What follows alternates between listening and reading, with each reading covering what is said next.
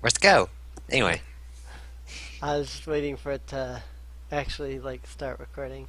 Oh, I thought it was already going. God damn it. No, I said three, two, and then I hit the start button, and I was waiting for it to start, and it's going now. But anyway, hello everybody to uh, a different D&D podcast than usual.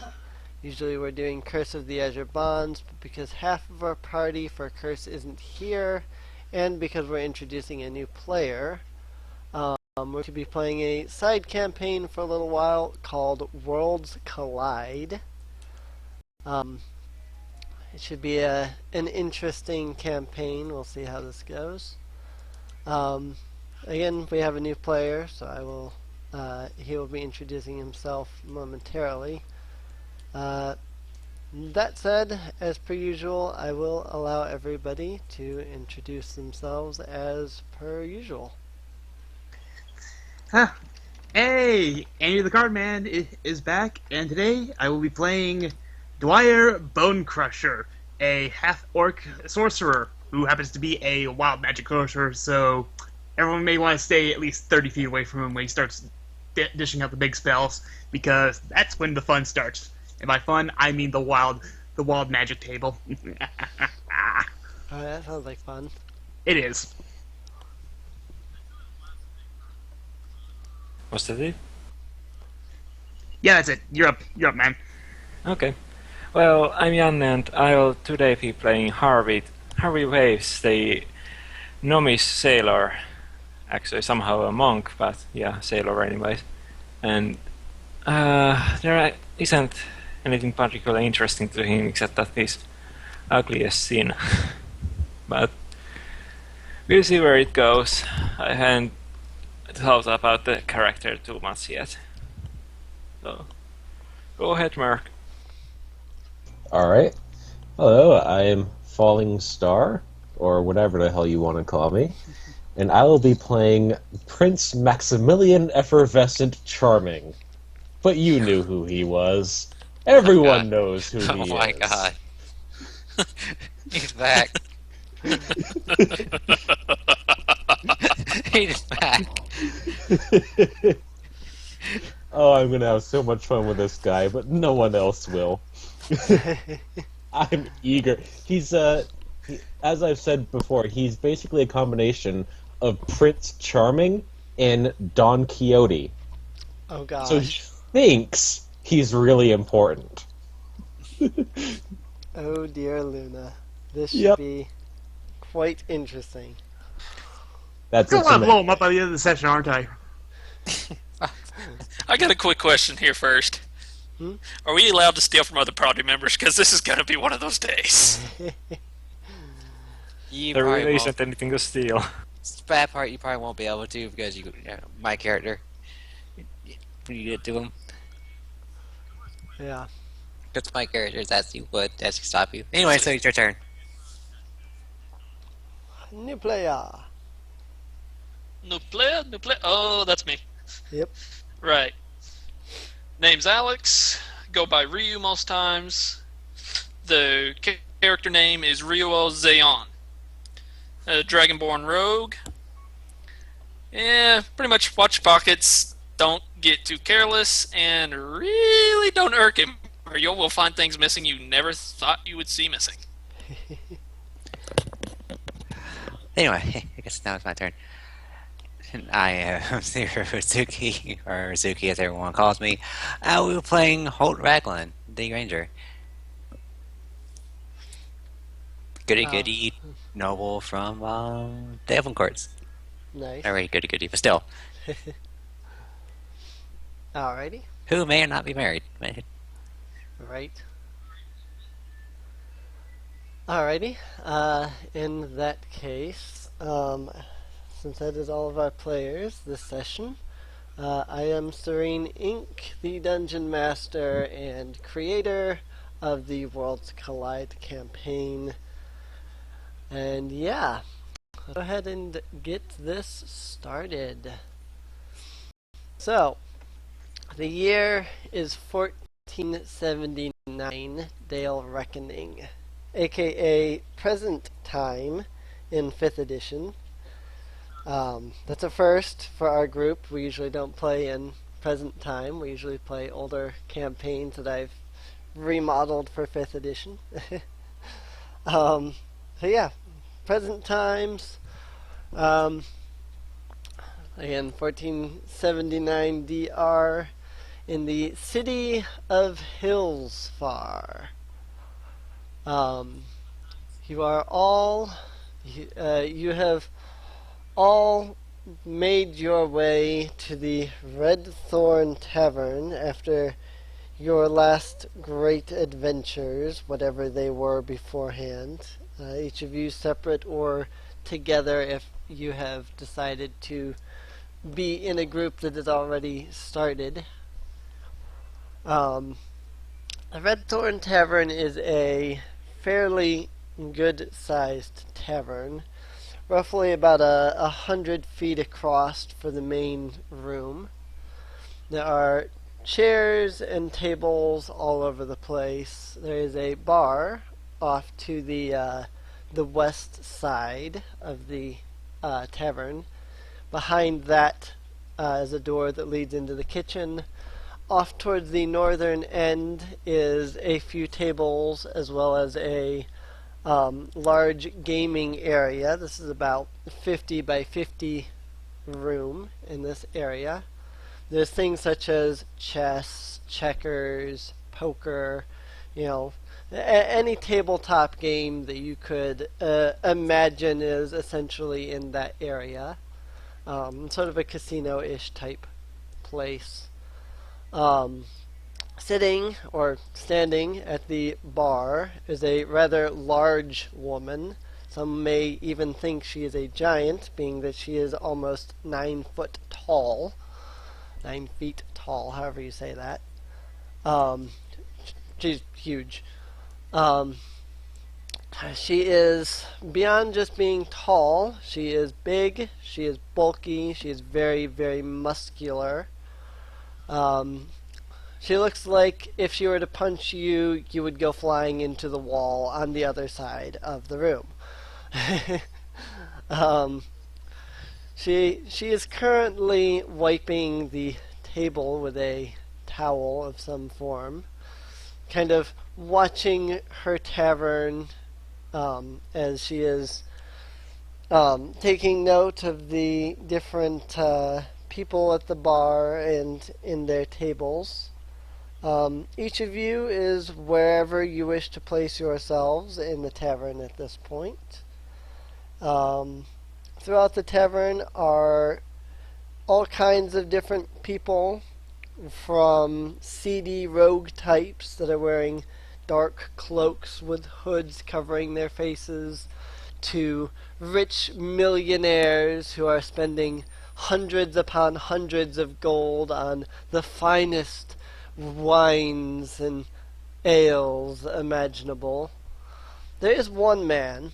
He is currently collapsed on the bar, sitting on one of the bar stools. In his hand, well, if he was actually holding it, is a mug of some form of greenish liquid that looks very funky. Steam is billowing out of his mug. He has just completely collapsed and is unconscious. Meanwhile, the barkeeper has just continued to do her thing without caring of the man in the unconscious man.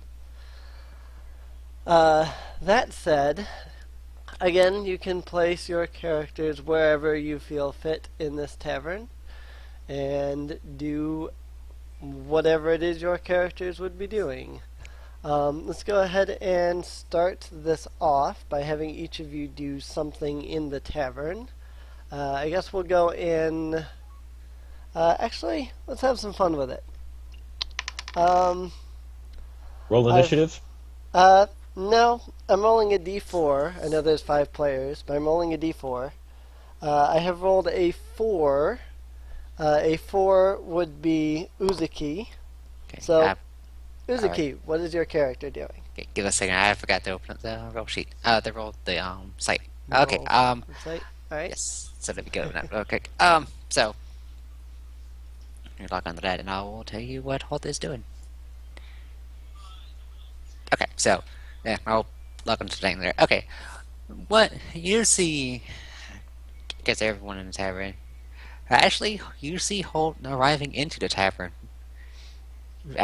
from one of his adventures. You see an elf walking into the tavern, cloaked in a green. No, not okay. Cloaked in a green, green cloak, wearing studded leather. You see him walk up towards the barkeeper. His hood still up as he orders himself a drink. All right. You order yourself a drink. The barkeeper will ask what it is that you would like for a drink. My lady, I would like some brandy if you have any. I do, fair adventurer. She dips down under the counter, draws out a bottle of brandy, and sets it and a cup in front of you. Hope you see Hope pull out his coin purse and put some on the table. Around his neck, you can you do it fast. You see a ring around his neck, a ring on a necklace around his neck. This should pay for the brandy, he says as he stays at the bar and pours himself a cup. The barkeeper nods and says that it will. All right.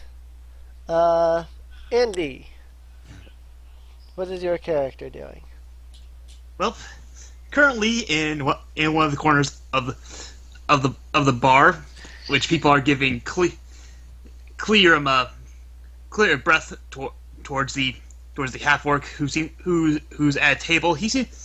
At the table. He seems to be trying to mix together various different components that he seems to be pulling from a pouch, and occasionally he has to stop, look at it, and make sure that things are going all right. And if it seems to start to spark, he tries to cover it before it sort of blows up in his face. Again, he's gotten kicked out of the bar once for blowing up a table. Don't ask how. He doesn't exactly remember. Alrighty.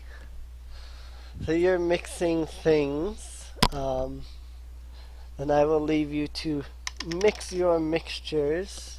Hane, what is it your character is doing? Well, my character is currently playing dice in the back and losing all his small bits of gold that he has on him. Alrighty. If you look at his direction, you just see very badly kept looking gnome that is wearing nothing but simple leather pants and a vest that has somehow, it looks like it has burned into his skin over time. Alrighty. He's just going at the cursing the dice mostly, that they keep rolling badly for him. The person that you are playing against is cheering because, of course, that person is winning. He's enjoying every bit of your bad luck. So while you're doing that,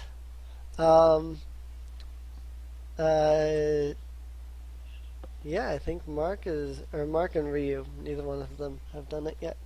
In that case, Ryu, what is your character doing? I am currently up in the rafters using some string and a hook, fishing for some of the rather rich people's money bags off their tables while they are not paying attention.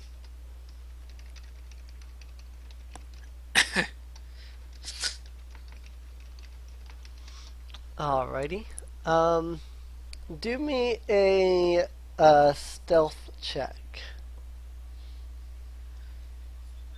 Alright. It should be a dexterity plus your stealth modifier. Let's see here. I assume as a rogue that you would have proficiency in that, so. Yep. Stealth is +4. Dexterity +2, which is 14. Let's see.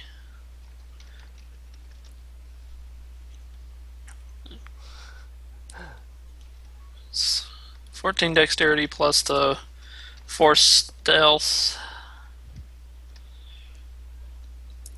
That'd be I'm pretty sure that's 18. Well, it would be whatever your modifier is. If you said you had a 14 in your dexterity? Yeah. Yeah. A 14 in your dexterity would be a +2 modifier, plus 2 more for your um, uh, proficiency. Did you also have expertise in that? Let me double check. I'm still reading this thing a little bit. Because expertise allows you to essentially double your proficiency bonus. So if you have expertise in stealth, which as a rogue would make sense, you would have a +2 from your dex, +2 from your proficiency, and +2 from your expertise. So it would be 1d20 plus 6. And that's what you would roll. Alright, so I just need to roll the d20 and let you know what the number was?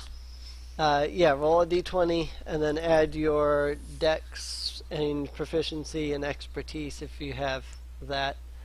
And then tell me what that number is once you've rolled all of that. Well, I got a 17 on the dice roll. Alright. 17. And the dexterity was a +2, and the proficiency should be +2 because you're level 2. And then it's up to whether or not you have expertise. what would that be under? Just the If you didn't pick your expertise when you started, then you would still need to pick that. I don't know how Andy wrote out your sheet. I knew I forgot something. Yeah. Yeah, if you didn't do that, there should be a proficiencies section, like on the side of all the regular things. It should say, like, stealth or something. There's probably not a number written there, but there should have been. With expertise, you would gain +2 more to your stealth. If you pick that for one of your expertises, you get, I think, 2. In which case, then, yeah. At first level, choose 2 of your skill proficiencies, or one of your skill proficiencies and your proficiencies with thieves' tools. Your proficiency bonus is doubled for any ability check you make that uses either of those chosen proficiencies. So if you have your stealth as an expertise, then you would have a +6 to your, assuming that you have proficiency in it, first of all. Then it would be a +6, so it would be 17 plus 6, whatever that is. I don't do math. 23. Yeah, 23. I just opened calculator because I needed calculator anyway. So, alright, so yeah, basically, after all that math, you rolled a 23. Because you rolled a 23, that is really high.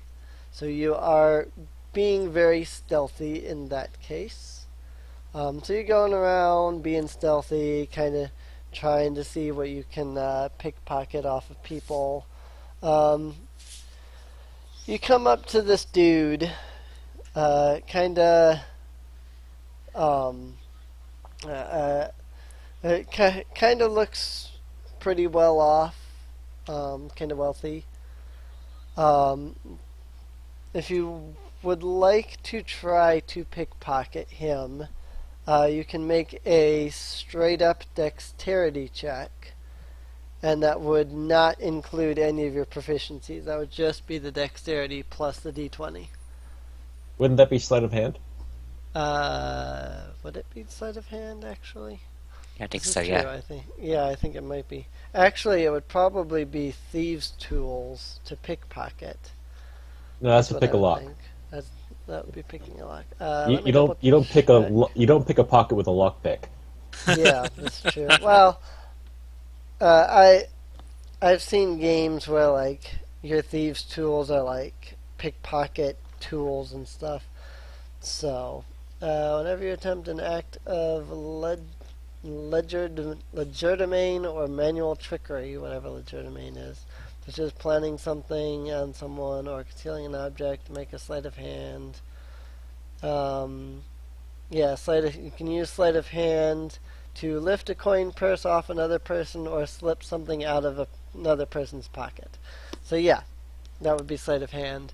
Which again, as a rogue, you probably have the proficiency with, and would probably, if you're not using, if you're not using, if you're not using your expertise on your thieves' tools, you would have expertise on that as well. So. That makes sense.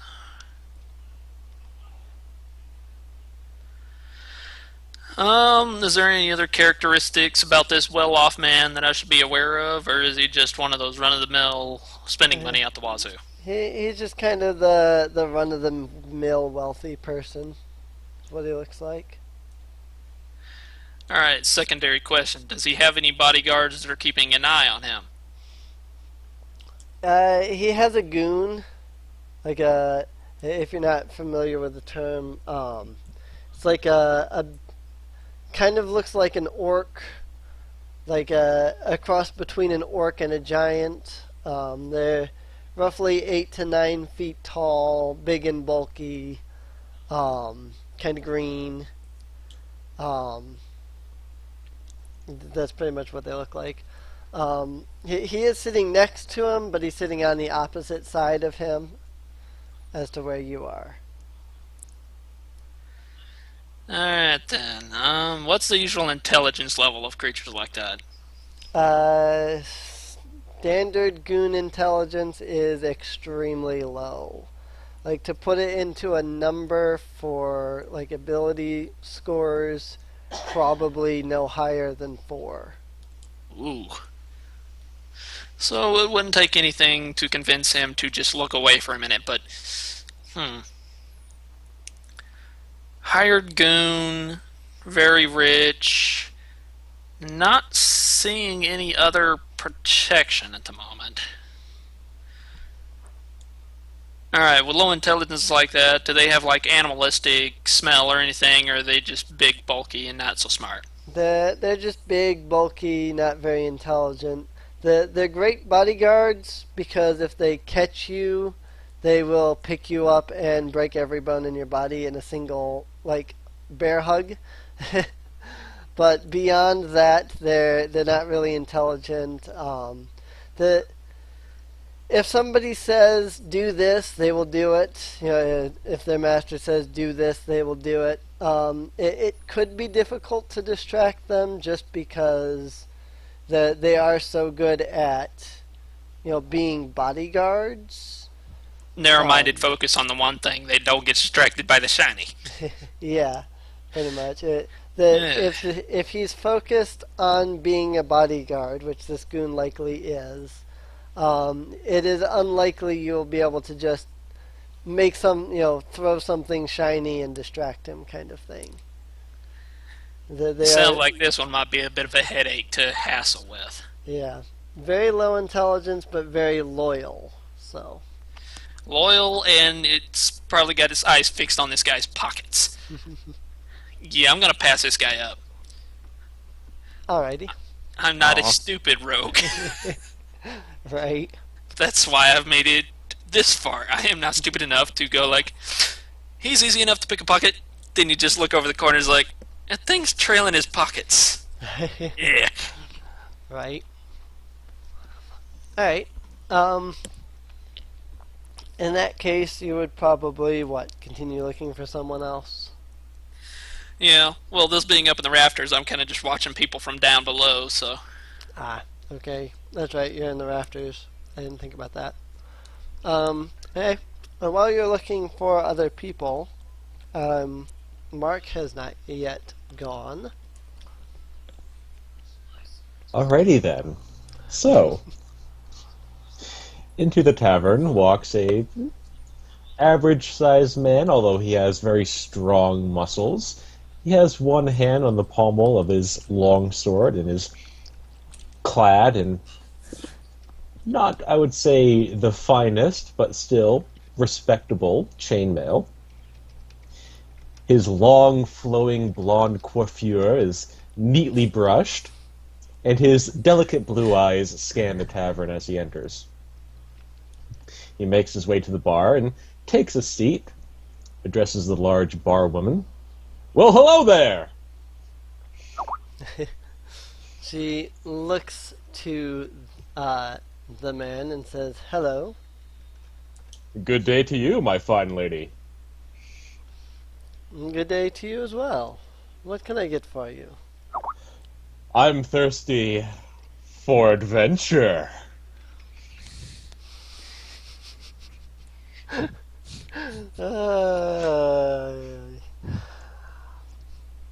Um, let's see.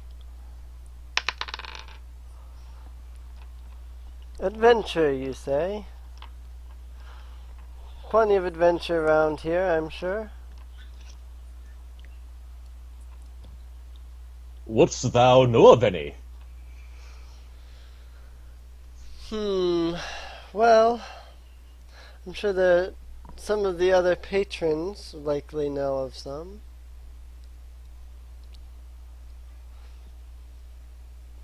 I think I'm going to look to see who else is at the bar. Apparently one person is drunk and unconscious. Yep.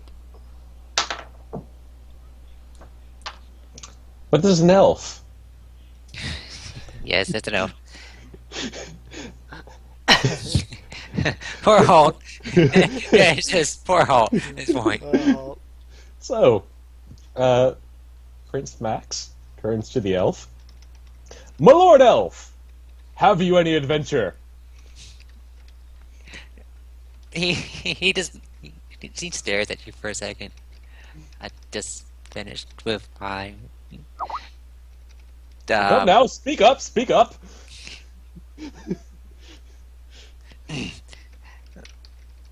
I just finished with the one I was on. Came here for relaxation. I don't know any off the top of my head. You just see him kind of just staring at you. How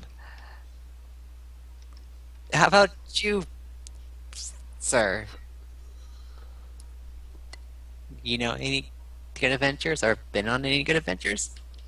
Oh, I have been on some good adventures. Let me tell you about the time I slayed the giant. No offense, my lady. He, of course, says toward the bartender. she shrugs. Okay, I've got a question. Is Sir Max being particularly loud? Oh, yeah. Yeah, it's part hurting Holt's ear. He's just being polite. Ears. Dwyer's actually going to look up from his components and say, "Hey, human, mind keeping it down? So some of us some of us are trying to make a better potion over here." He said. All right. He said, Max is going to turn toward you, wave a hand, and say, "My apologies, good man. I'll be quiet from now on." Yeah. You then just see Holt moves- just like cringing at this point. He then moves a few seats closer to Halt, like right next to him, leans toward him, and begins whispering, "So do you know of any adventures?" Ow. No. Maybe there's a board you can look at here? There's always people Well- hiring. Let me tell you about that time when I slayed the dragon. Sure. Duh. Do you actually want me to continue this, or should we move on with the plot? Yeah, because we're always going to probably be there for a while. Right. Yeah, we can move on with the plot here. Give me 1 second, as I forgot to set up any sort of initiative setup here. Let me just grab some random tokens, throw them into map tools so that I have some initiative trackers. Where is this one and that one? And then add them all to initiative. Alright. So you are all doing your thing.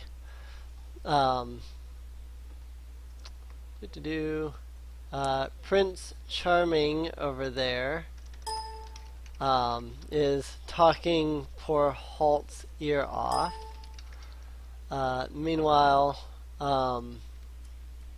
everybody else, I guess, is doing your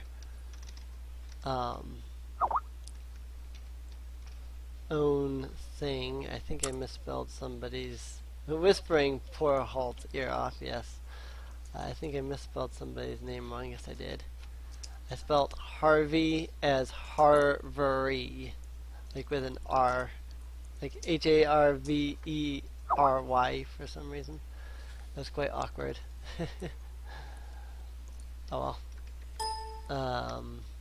Dwyer and Ryu. Alright, so now I have some initiatives. We'll save that.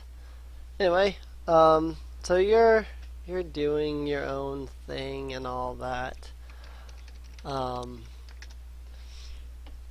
While each of you is doing your own thing, I want, let's see, how do I want to do this? Harvey and Halt. Alright. Halt, while poor Charming over here is talking your ear off, you hear a strange noise. Not very loud, but it kind of sounds like a very quiet explosion. Both you and Harvey hear this noise. It kind of sounds like it came from the outside. Well, looking for an excuse. He's like, excuse me, gentle sire. You may call me Prince Charming if you wish, though my full name is Prince Maximilian Effervescent Charming. Sorry, my fellow, I forgot to be quiet. Anyway, Sir Charming, Sir Max, I will go see what that noise is. What noise? Shall I go with you? I believe I shall. Strange noises must be investigated properly. Sorry, good fellow, I once again forgot to be quiet. Worse than Scalotto. Anyway, it's fine. Just be careful. All right. So Halt's going to make his way outside. Alright. Halt goes outside.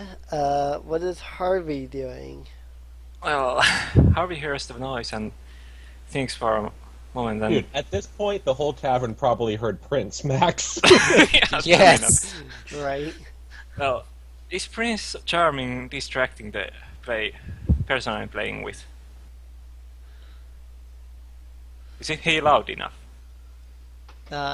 He's, from what I can gather, he's probably loud enough that the entire tavern can hear him. I meant to distract him, but Harvey's heard the explosion thinking there's trouble outside, so he's just going to grab whatever gold he had put on the table and lost before and run. Alrighty. Sorry, Um, there's trouble. I need to check it. You're in trouble afoot. Right. I did forget that you were playing with somebody. Yeah, Prince Charming would definitely have distracted him. He likely was so distracted by him that he fumbled his dice while, like, his head was turned, looking at Prince Charming, going, "What the heck?" So yeah, you take your money and run out the door before he even realizes that you have done so.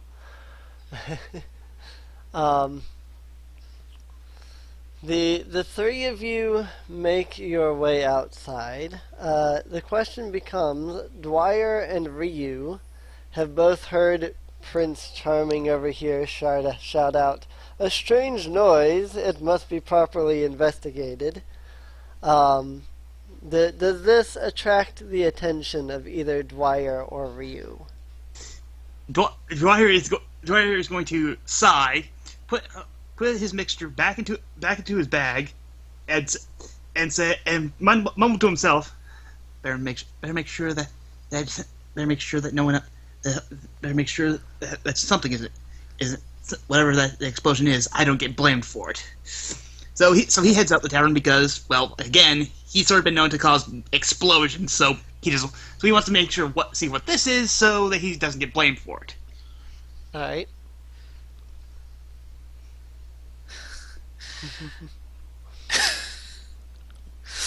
As for Ryu, he's going to he's listened to all this, he's like, oh, for the love of, where do we keep finding these people? Though, that does intrigue me. Weird noise, explosion, wonder what manner of chess somebody managed to booby trap wrong. So I'm going to pop my head out the window that's near the rafters, that was originally put there near the roof, just to let in some moonlight or sunlight, whichever one, All right. giving the time of day. So I open the window, crawl out the window, which I had come on through before, so nobody would notice me crawling up into the rafters. All right. I am on the roof, looking around, seeing if I can spot smoke or find out where this explosion had even started from. What interests all five of you is that you don't find any smoke or sign of explosion or anything of that sort. In fact, quite the opposite. At first, it seems like there's absolutely nothing. Until one of you happens to glance towards the sky. As you look up into the noonday sky and into the blue sky above you, there's this strange patch of blackness in the sky, almost as if a hole has been blown right through the sky. Oh, Bubba. Ryu got Prince the Charming. willies. Prince Charming looks up and draws his sword. Come on down, Black Fowl, let us so smite thee! By Odin's beard, you just hear Hope just like finally saying it. Can you just... Coles is gonna look at it, and he's gonna try to do an Arcana check. It's not even good at this, but he knows he's probably gonna need to do it.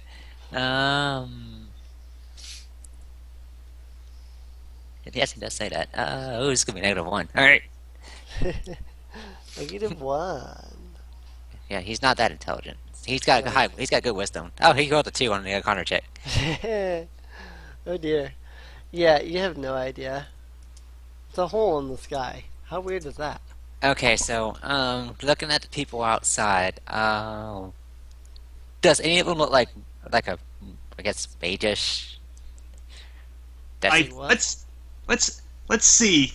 Let's see. You see.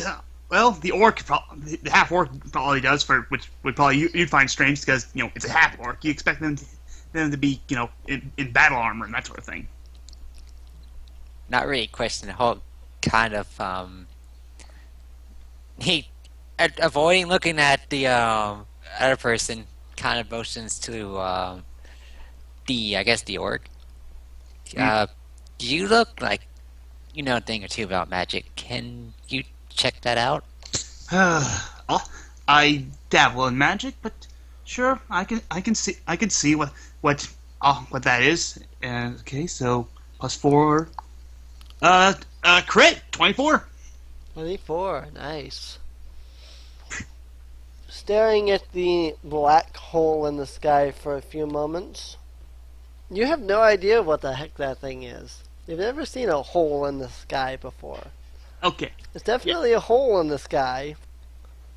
yeah, yeah. Dwyer looks up. He's like, okay, I've seen a lot of crazy stuff with my magic, but even I don't know what that is. For all I know, it could be anything. It could be a dimensional rift between planes. It could be a hellmouth. It could be a gate to heaven. I have no idea. I have never seen anything like this. Dwyer Bonecrusher, by the way. I recognize you as the guy that was talking to Mr. Charming over there. Don't remind me. Anyway, Holt Raglan. Nice to meet you. Kind of a reference. Oh, would technically be a little bit famous. He does have you can see on his cloak. You see a like a royal family crest on it, and a picture of a raven. It's a raven. I always get Odin's pictures mixed up. Of course, Dwyer looks at it, but of course he really doesn't care because he really doesn't care about nobles. He's like, huh. So yeah, I have no clue what that hole in the sky is. It's pretty far up. How did they even get there? But It's probably like he's like the mage said, maybe a rift. I don't think my daughter or my niece would know anything about this. You see him kind of talk to himself at this point. Well, if someone is going to make a rift or some sort of portal, why would they make it into the sky of all places? well, they could be an amateur mage. They don't exactly have, or someone of my magical persuasion, and they didn't exactly get the destination for the portal correct. This is where Ryu would drop a gold piece on top of Dwyer's head to let him know he's up on the roof. Yeah, Dwyer, like, what the? Hey, he looks over to the roof. He's like, hey, you. Yeah, I'm here. Like you got anything to do with this? Not particularly, but if I was going to put a giant rift in the sky for any particular reason, I would make it that way for the reason of nobody could touch it to close it. Thus, an ambush of some kind. Just as you say the words, an ambush of some kind, something happened in the hole in the sky. The hole in the sky begins to sparkle brightly, and then a rainbow begins to come down from the hole. Oh no, it leads to Asgard. I'm going to need everybody to make a dexterity check as the rainbow comes slamming down into the middle of the group, and you all must avoid getting hit by a massive solid rainbow. Is it just a dexterity check or Yeah, just save? yeah, do a dexterity saving throw. Okay, I crit again. What the hell? I am never this lucky. Does it Seven. I got actually a look 9. solid? Alright, what should I roll? Just a d20 on that one then? Yeah, D20 it's, plus your dex mod. If Yep. you are Yep. proficient with dexterity saving throws, add your proficiency bonus. Yeah, you should be proficient because you're a 0. Rogue. yes. Yeah, it's +4 for you, bud. Yeah, Does the another rainbow question real actually quick. look solid? Yes, the rainbow actually looks solid. When it gets close enough to you that you realize that it's solid and whatnot. You have a few seconds to dodge out of the way. I got a So- question. Is this thing aiming for the road, or is it going to cut through half of the roof of the tavern? Well, actually, you make a point. Ryu is up on the roof, whereas everybody else is down on the ground. It's coming towards the ground, so Ryu would not need to make the saving throw because he's on the ceiling. I had forgotten that you were in a much different location than everybody else. I got a 15. All right, so we got a 15 and a Oh, 21. crit Sorry. and a 21. No, sorry, and- 17. Sorry. Whatever. 17. It's just a safe, but still. Right. Look at the I'm wrong going to person. give it 21. Yeah, I was looking at Yeah. Andy's. That's 21, 17. What was Hane's? Yeah, I had 9. 9? Alright. Hane. The rainbow comes crashing down. You just barely get out of the way, but it does clip your side. You're going to take, it looks like, 4 bludgeoning damage. Not too bad. Harvey is going to punch it once he gets a chance. Alright. So the rainbow comes crashing down. There's now a solid rainbow. Harvey punches at it. It doesn't seem to do anything. As you are all staring at this solid rainbow, a young girl, couldn't possibly be older than maybe 10 years old, comes sliding down the rainbow. She is dressed in a little pink dress. She has a little pink hat on and has her hair done in a couple of little pigtails. In her hands is a small little plush, like teddy bear type thing. Yeah, comes sliding down the rainbow. Okay, Dwyer's immediate reaction is this: like, I accidentally mixed in too much mushrooms this time, because is anyone else seeing this? The rainbow and the little girl, because I want to make sure I'm not high again. You're not the only one seeing this, bub. Okay, just make it. I rolled a nat 20 on my impulse die. That means Prince Max is immediately going to walk over to the young girl, take a knee, hold his sword up, and say, "My lady, I am at your service." Did you just hear? Wow. I immediately facepalm, just shaking my head. Oh, dear Lord. Wow. If I rolled low, I was going to attack her. Hey, Mr. Charming, you may want to see what she wants before pledging loyalty to some 10-year-old.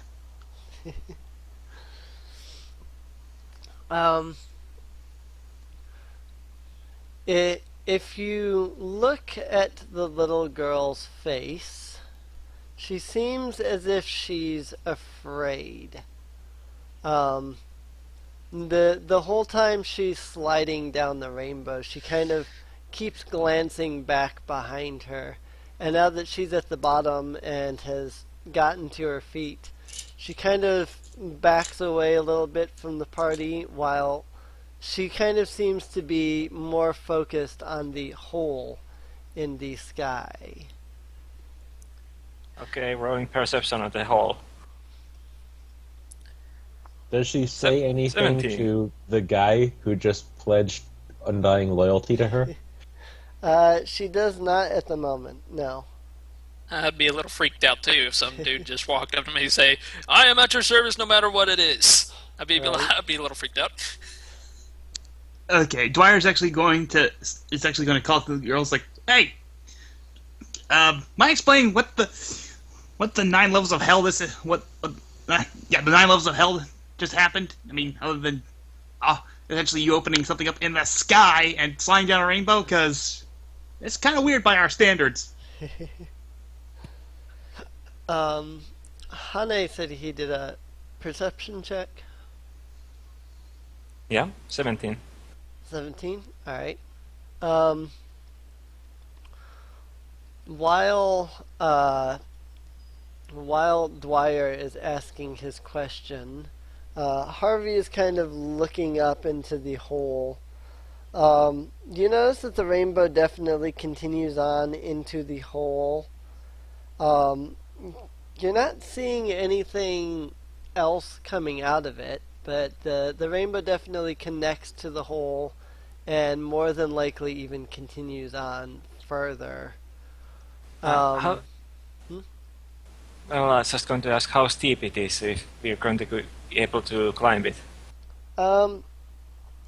It's not terribly steep. It's not, like it's not really steep, but it's not like, a straight line or anything. It's it would be climbable. I'll say that. I'm not Okay. sure exactly how the arc would look, but it would be climbable. You would be able to climb up it. Meanwhile, you could also slide down it with ease. Well, I wrote an impulse die on that, and Harvey is going to try to climb it up to get a better look inside the hole. All right. You start climbing the rainbow.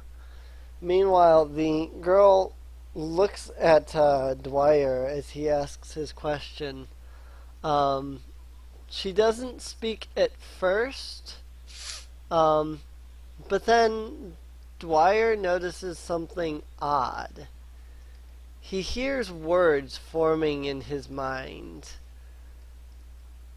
The words forming in his mind are simply the words "help me" repeated over and over again. Dwyer's like, okay, first, get out of my head, and second, help with what? The girl is going to point towards the hole in the sky. Again, in your mind, you hear the words. Let's see, how would it be put? You hear the words, "He is coming." So, someone is after you, and they're beyond that big hole in the sky. She nods quickly. Does he say that out loud? Yeah, he says that out loud. Okay, because Prince Max is going to stand up, hold his sword up, yell toward the sky, "Foul incomprehensible evil!" in an attempt to climb the rainbow. Alrighty. Yes, and by the way, before you ask, yes, I did say that out loud on purpose, just to see what Prince Max would do. And of course, Dwyer starts chuckling because he had a feeling this would do. He's like, "Well, at least I know I'm not going to be bored."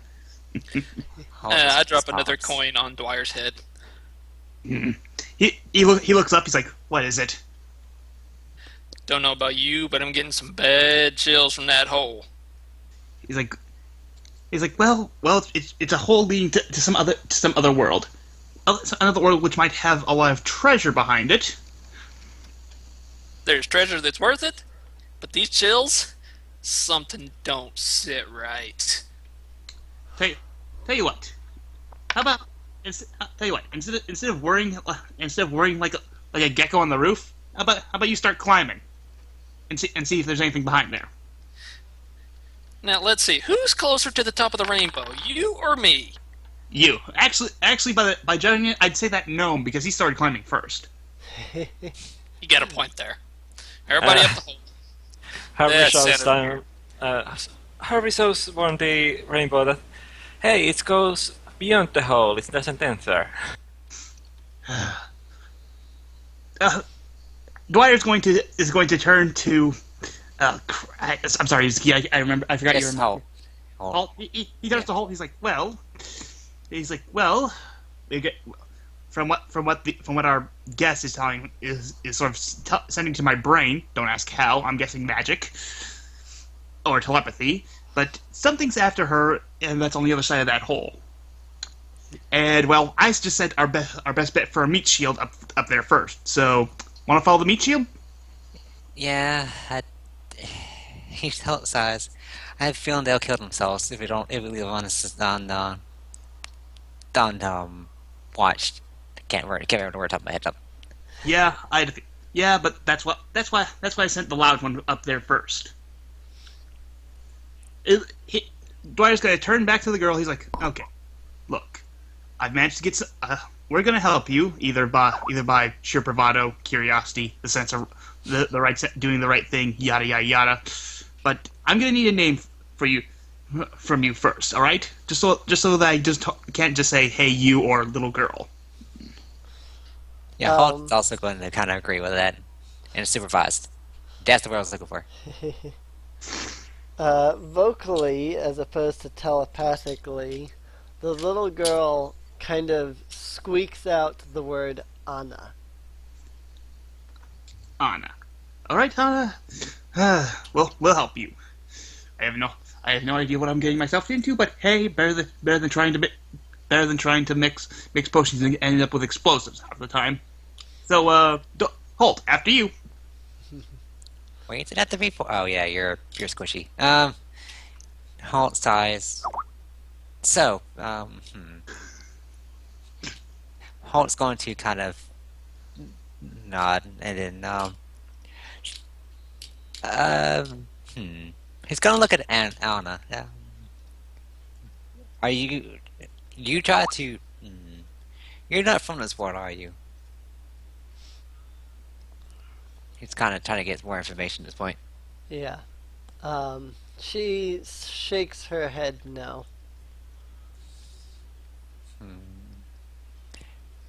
If you're planning on follow us, try to keep a safe distance away. I think our friend here will probably be your best bet. Darcy's like, he looks at you, he doesn't know you're a wild mage yet, so stay close to him or me. As you see him draw out his bow and starts to move forward.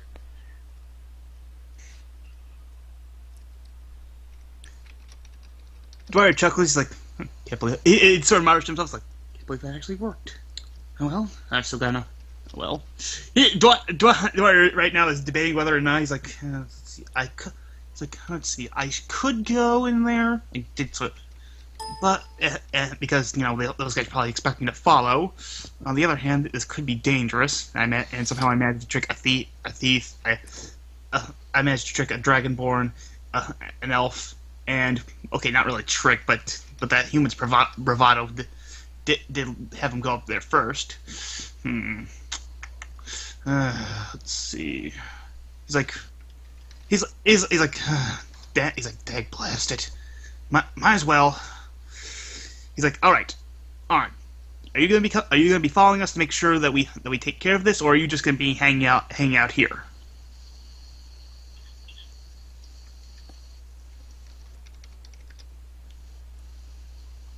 Oh wait. Sorry. Yeah. You were asking Anna if she was. I completely didn't notice that you said Anna on that one. Yeah. My mind. I'm having to redo the initiative thing, so my mind was kind of on that. Anna will. Anna seems kind of shaken. She doesn't really seem like she wants to go back up the rainbow. He sighs like, okay, if you don't want to go, you don't have to. Just see that building. See that building over there? He points to the tavern. Go in there. Tell and ask the lady behind the counter to give you for a place to stay, or look for other help. We'll go ahead. Like me and my acquaintances will go on ahead. All right. Anna is about to nod and do as you're saying when through the hole, I believe you said that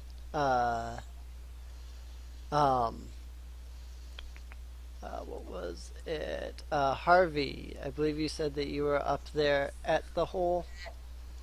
Well, I don't know how high the hole was, but I guess It's about 60 feet in the air, I'd say.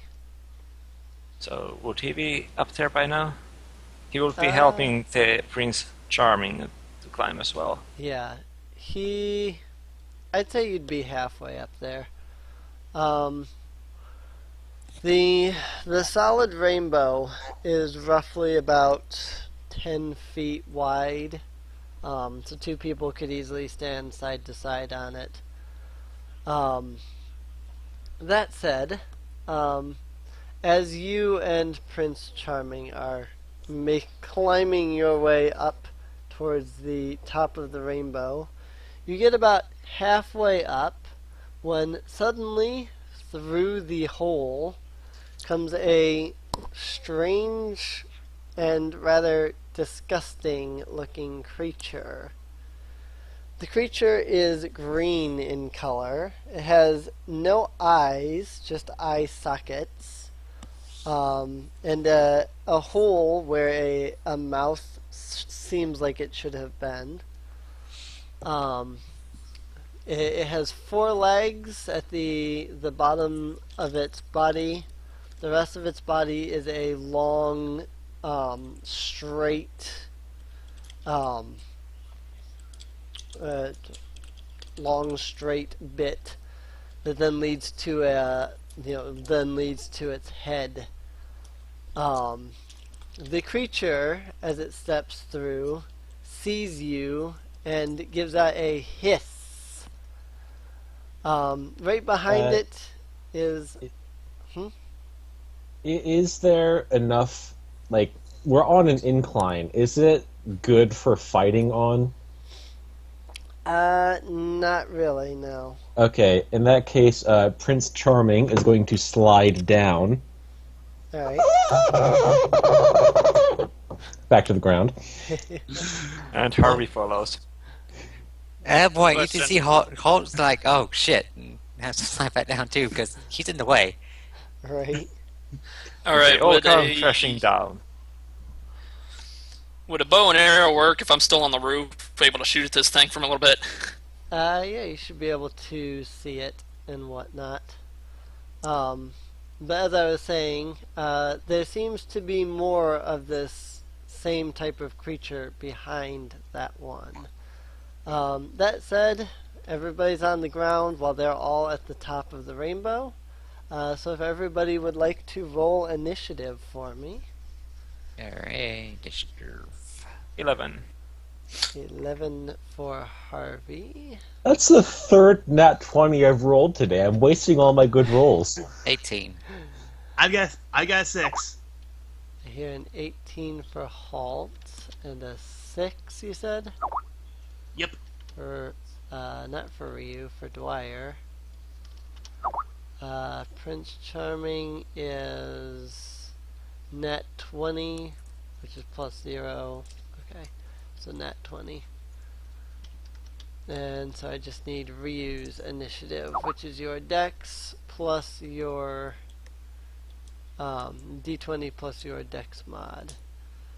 So you rolled a 20 on your d20? Mm-hmm. Alright, so your initiative is 22, which I believe puts you first in the list. That said, yeah, it is your initiative. So after seeing these things, I know they're not here for friendly, so I'm just going to start shooting them. Alright. Make a attack with your bow. Let's see. Short bow is a attack bonus of +4, and I gotta roll a d6 for piercing damage, I take it? Yeah, you gotta roll to hit first, which is a d20 plus your Proficiency and proficiency plus, or is that it? It's proficiency That's plus your- whatever weapon. If it's a, he's probably most likely will be using a dex weapon, so proficiency Yeah. plus dex. He's using a short bow, so that would be a dex. So D20 plus Dex plus proficiency, which should be 4 from what I understand. All that combined. So D20 plus 4. D20 plus 4, gotcha. Oh, hold on a sec. The dice just rolled far, far away from me. And oddly enough, it rolled a 20. Alright. I guess that means it's a crit. For a crit in this edition, you roll all of your dice twice. So the D6 twice. Plus, what do Sneak you get attack. advantage? Yeah, Yeah. you have advantage because it's no one's at it yet. Yeah. Yeah. Wait a Oh, minute. yeah. Would be a And you get to roll 4d6 for damage. Wow. 46? Yeah, because for the Oh, 1d yeah, sneak attack, right. 1d6 for sneak attack, plus 1d6 for his bow, plus his modifier, plus another 2d6 from sneak attack and his bow because of a crit. Yep.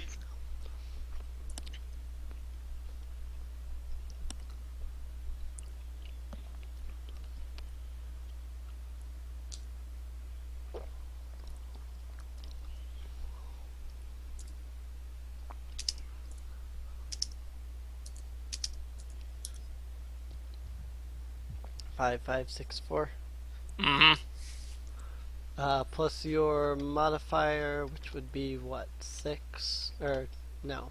It would be probably most likely 2, I think. Yeah, plus 2 for your modifier, 22 damage.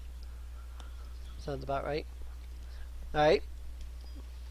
You shoot the creature in the face. It dies. Yeah, that sounds about right. Yep. As I did mention, there are more behind it.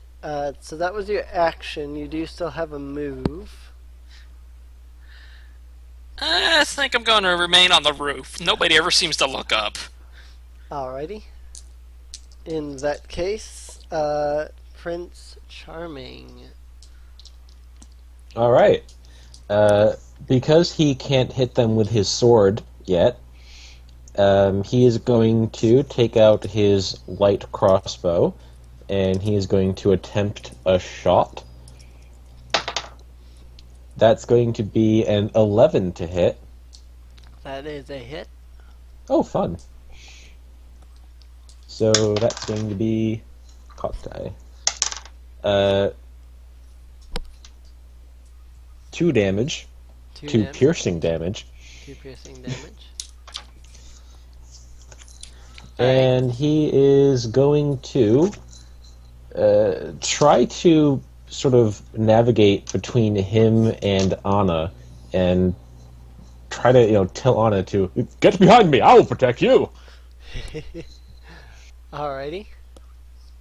Make sure I was right. And that'll be it. Alright. It is now the Creeper's turn. In case Oh, fun anybody name. hadn't figured out that by the description that these are Minecraft creepers. Oh crap! These are the Creepers initiative starts. You see 4 of them slide down the rainbow to what I assume would be people standing at the rainbow, at the edge of the rainbow, because you all slid down before. Well, Dwyer's probably a little bit behind. Is probably back a little bit because he didn't climb the thing up. He didn't climb up.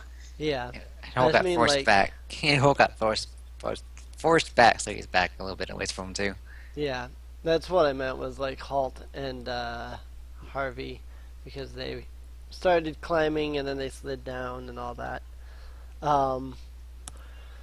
So, that said, the first one comes sliding down with a loud hiss. I need both of you to make a dexterity saving throw. Ah, right. All right. Good thing I have Wait, proficiency. wouldn't Halt be I'll be behind. behind. Yeah, I'll be behind the Prince two. Charming? Yeah, I'll be behind the two melee people because he was behind everyone else when they were Yeah. climbing up. Yeah. So So Well, Prince yeah, Charming would be the it one would making be- the save. Yeah, okay. I wasn't sure exactly where everyone was. yeah, It is a 10-foot radius blast from where the creeper is. Yeah, rather So, 20. Thank Lord I But thought of the roof. so in that case, Wow. yeah, it would be Holt and Harvey. 19. 19. All right. okay, I'll roll one too because I'm pretty sure I'm about that far. 15. 15. Sorry, what was Harvey's? 20. 20? Alright. So you all save against the explosion as the creeper comes sliding down and explodes in your face. You all will take half damage instead of full, which is a whopping 2 damage. Necrotic, if it matters. Is that accounting for the half? Yeah, that's accounting for the half. How much did we take? I missed it. It was you took half of what I rolled, which the half was 2 necrotic. 2 necrotic. Okay, 2 damage. 2 necrotic. Cool. Yep. Oh, So that's one creeper that slides down.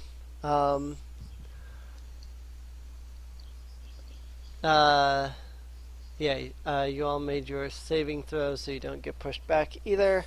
So the second one's going to come down. A second one is going to come down. Same thing. Same saving throws. Who makes 17. creatures that explode? Huh? 11. And Harry was just wondering who creates creatures that just explode on contact.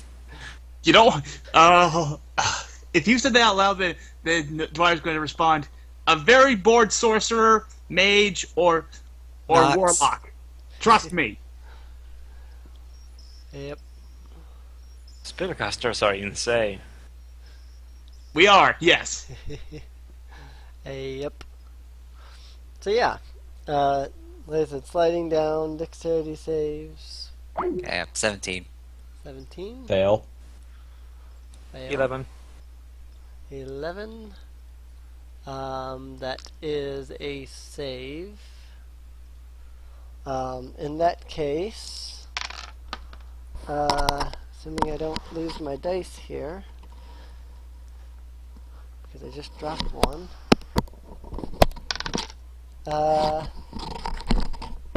Alright. Same roll as last time, a 1 and a 3. So max damage 4, half damage 2, necrotic, as per before. Looks like Ryu got disconnected there. That said, one more of these creatures is going to drop down and promptly explode in your faces. Before that, Mark failed the dexterity saving throw. You get pushed back 10 feet from the explosion. Okay. So I don't need to make the save for the next one? Yeah, you probably wouldn't need to because you wouldn't be in the 10-foot radius. The next one comes sliding down and explodes. So I suppose that is only Halt and Harvey that have to make it this time. 15. 5. Okay, well,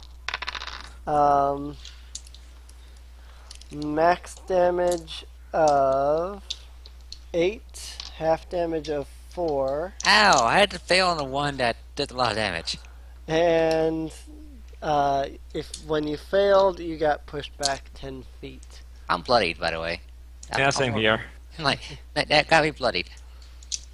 There are still several more of these creatures up at the top there. They will use their move actions to move closer to the hole, but they're not close enough to be able to slide down. You can see two immediately, and then what seems to be two more behind from your low positions. Yeah, halt. Hulk's gonna. Oh, Hulk got blasted back anyway. Yeah. Well, Hulk's gonna just use his movement to get away, and then he's going to go ahead and shoot one, All right. which is interesting because I rolled at 12. Well, 20. Oh, yes. that would be a hit. Thank goodness I took archery. Plus 2. And low damage, 4. It goes down. Low HP, good to know. Low HP. Yes. Alright, so, yeah. Hulk's gonna... Hulk's just gonna, like, okay, I'm not getting close to those things anymore. The halt's gonna take a few steps back. All right. Harvey. He doesn't really have anything ranged, so Well, you can ready an attack for when one gets close, when one slides Yeah. down the I was thinking of doing that. But rainbow. if there's going to be a bunch of them, he's going to die quite fast. Well, there are 3 more that you can see. That's what I Oh. will say. I can't decide, so I'm going to roll out D20 on this. And it should be so he's going to stay put and ready on attack once they get close. Alrighty. In that case, Dwyer. Dwyer looks at the hole. He's like, exploding creatures. Great. Oh well, very tall. Oh well. Then he quite loudly shouts, "Fire in the hole!" As he casts a firebolt spell at the first one of those creatures that he can see in the hole. Alright. So ranged attack. This is plus 8. To 8 versus AC. That's a Yeah. miss. Yeah, of course. Dwyer looks at his hands like, fake it. He looks at his hands like, oh, now you start to act up. Figures.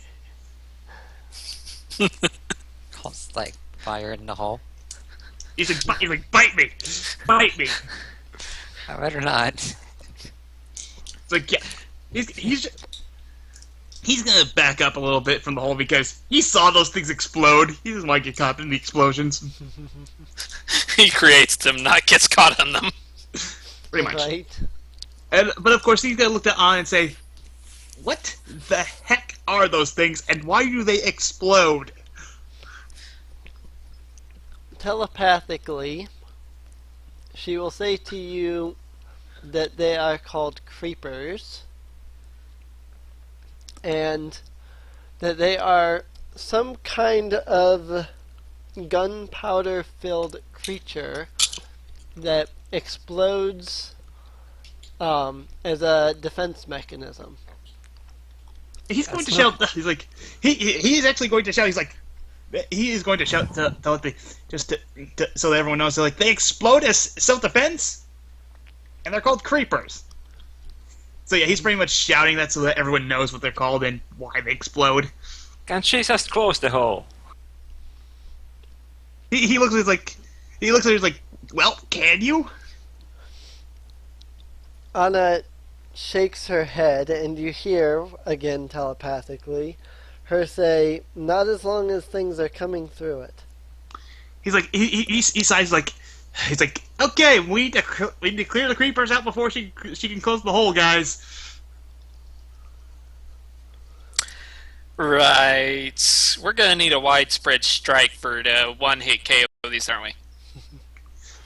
It's like, he looks at Reeve and just like, just keep firing your arrows. Alright. So, is that it? Yep. Prince Max is going to shout out, "Can she turn off the rainbow? Let them fall to their doom!" And have them explode all over town. I'd rather not. I'd rather like this town. Thank you very much. But he's like, "Can you turn off the rainbow?" to that, she will shake her head and say that the rainbow is attached to the hole in the sky. It won't go away until she closes it. He then replies to Charming. He's like, the rainbow's attached to the hole in the sky. It's like, so as long as they keep coming, she can't close it. So that plan's a no-go.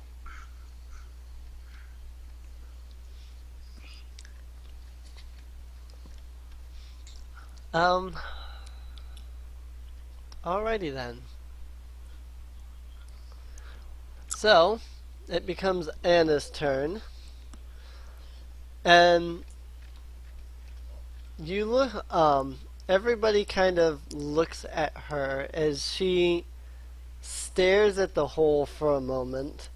No, actually, you probably don't look at her as she looks at the hole. Let me rephrase that.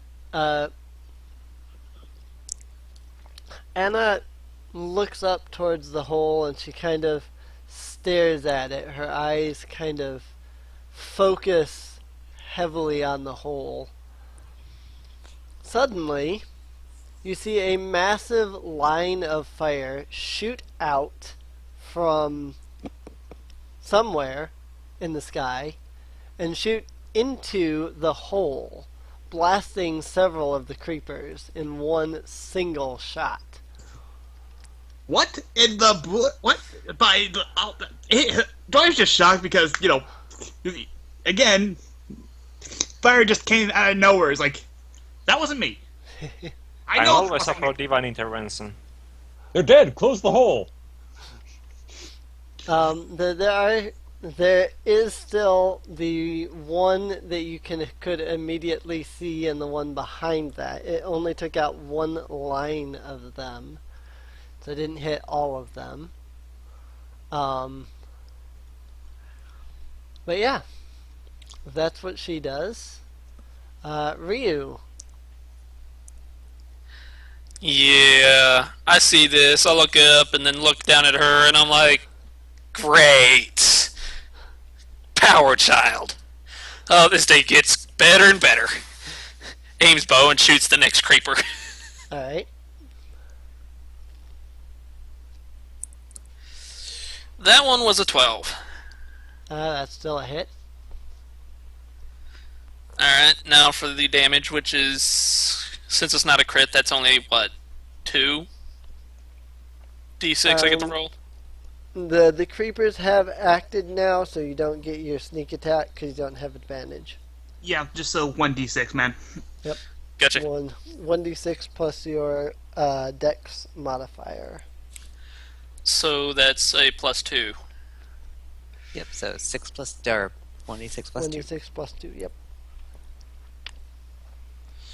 Well, I got a 3 in the damage. 3 on damage, alright. And, well, 3 on the dice, and the +2 would have added to that. Yes. Oh, yeah. Yep, that would have added 2 more damage. So you shoot it in the face. And it goes down. Woo! So like 4 HP on these things. Alright. Anything else? No, I'm just gonna remain where I'm at because it's apparently a good sniping point and I'm not getting blown up by falling creepers. Alrighty. Prince Maximilian Charming. All right. I am going to again fire with my light crossbow. That's a natural 1. I'm going to reload. Yeah, the one that's at the top. That one can't reach the bottom in one turn, right? That one could, but if there's any behind it, it would not be able to. What? The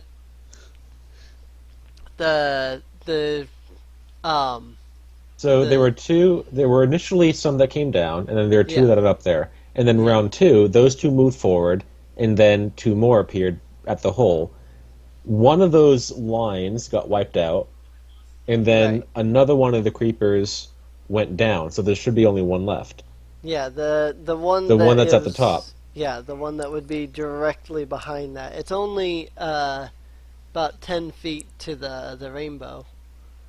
So it would be able to hit the rainbow and slide down. So assume that sliding down, it would still, like, it would be able to make the majority of that in a round because it's sliding. I don't actually know how sliding down would work. It's like you can fall like 50 feet in a round, so I assume. Well, if you he's can falling, slide he's going to down. take falling damage. Well, he's not falling; he's sliding. But it's. Well, then he can you know, move his movement speed. It seems like it would still be a similar mechanic because he's not. He's still going to explode, but when he gets down here, because if he's falling, he's going to explode when he gets down here. And Yeah, in that case, I'll just make sure that everyone is moved far back, 30 feet back, whatever. Yeah. So, like I said, I'm assuming that since he's sliding not on his own power, that would fall under a similar mechanic as forced movement or, falling type thing, in which case that can go as far as, as far as it goes. That's just how I've been factoring this whole, because it is 50 feet up, they only have a speed of 30. Because they're sliding down the thing, I just assumed that just happens. It's like the old game, ladders and chutes. Yeah, chutes and ladders, where you can like slide all the way from like 90 all the way down to like 4 in one round. So Yep. anyway, so yeah, it is Creeper's turn. Because everybody has moved, it will move up to the rainbow, it will slide down the rainbow. Nothing is immediately in its explosive path. So it will move a little closer. See, everybody's Hey, about. Harry was at the bottom of the rainbow. Yeah, Harry had- The Reddit action. Yeah, he didn't Oh, move, Yeah, okay, But he he's- didn't move. That's right. but he's punching wherever it gets close to him. Right. Yeah. Oh yeah. So yeah, the creeper slides down within range of your punch. Okay, let's see. Yeah, I forgot That's about that. 21. 21. That's a hit. I'm just going to punch it. No need to use the sword.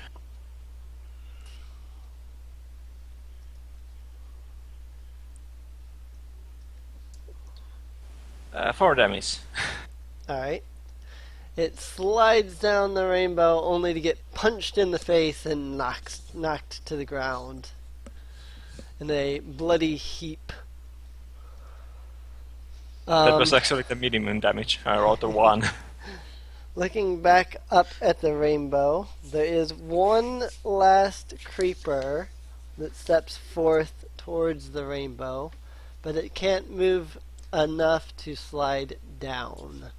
So it's still standing there at the top of the rainbow. That said, halt. Alright, well, Holt sees it, so Holt's going to go ahead and line up an arrow. Oh!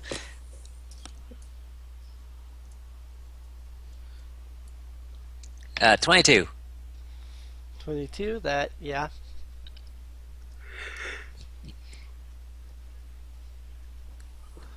That's gonna, yeah, I knew that's gonna fuck up the dice.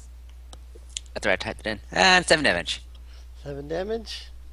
You launch your arrow off, it strikes the creeper in the neck, and it drops from the sky.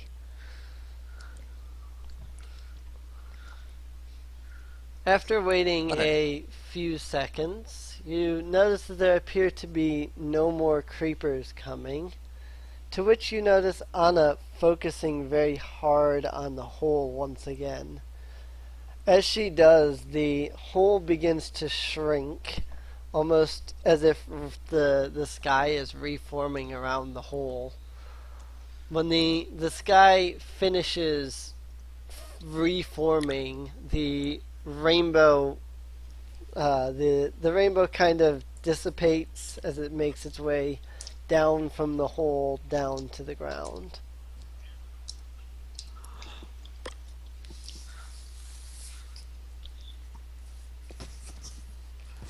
Well, that was not easy. Well, that was fun, folks. I'm just picturing Harvey like a cartoony blown up at the moment because he got all of those blown explosions on him. Right. Yeah. Dwyer's going to look over at An's like, okay, little girl, like we need to talk. Like he's pretty much going to pick her up. He's like now and head back. Hold on. Nah, If that's you not a so good much idea. as touch her, you're going to get a sword to your throat. like- Unhand her! Why should I unhand her, human? I'm going to push the sword toward your throat. It's like I can see the sword at my neck, human. I need a reason as to why you're threatening me. Are you seriously not going to put her down? He's got Just put her It's- down. he's like he sits on down, but he doesn't let go. He's like I just want to know where the hell she came from and why those creepers were after her. Ask with your mouth, not with your hands. Quick observation for all involved. From up here on the roof, the damages to the surrounding area is rather severe, and we have no proof as to the hole in the ceiling, a hole in the sky anymore. Plus, the little creatures things have seemed to have disappeared. Anybody else thinks we might get blamed for this? It's like the lizard has a point. Like, and to be perfectly honest, I'm a wild magic sorcerer. I don't want to get blamed for these explosions that I wasn't responsible for. So how about we just go back to the tavern, talk to her there, and then see what all this is about before the local knights come here and accuse us of causing damage. Yeah, Okay. by this point, Holtz is gonna go. I'll handle the knights. Ha ha ha! We weren't at fault, we were defending the little girl. Clearly that could be seen. Holtz is like, just let me handle the 40s. Figure out what's going on. Dwyer's going to sigh, let go of Hans.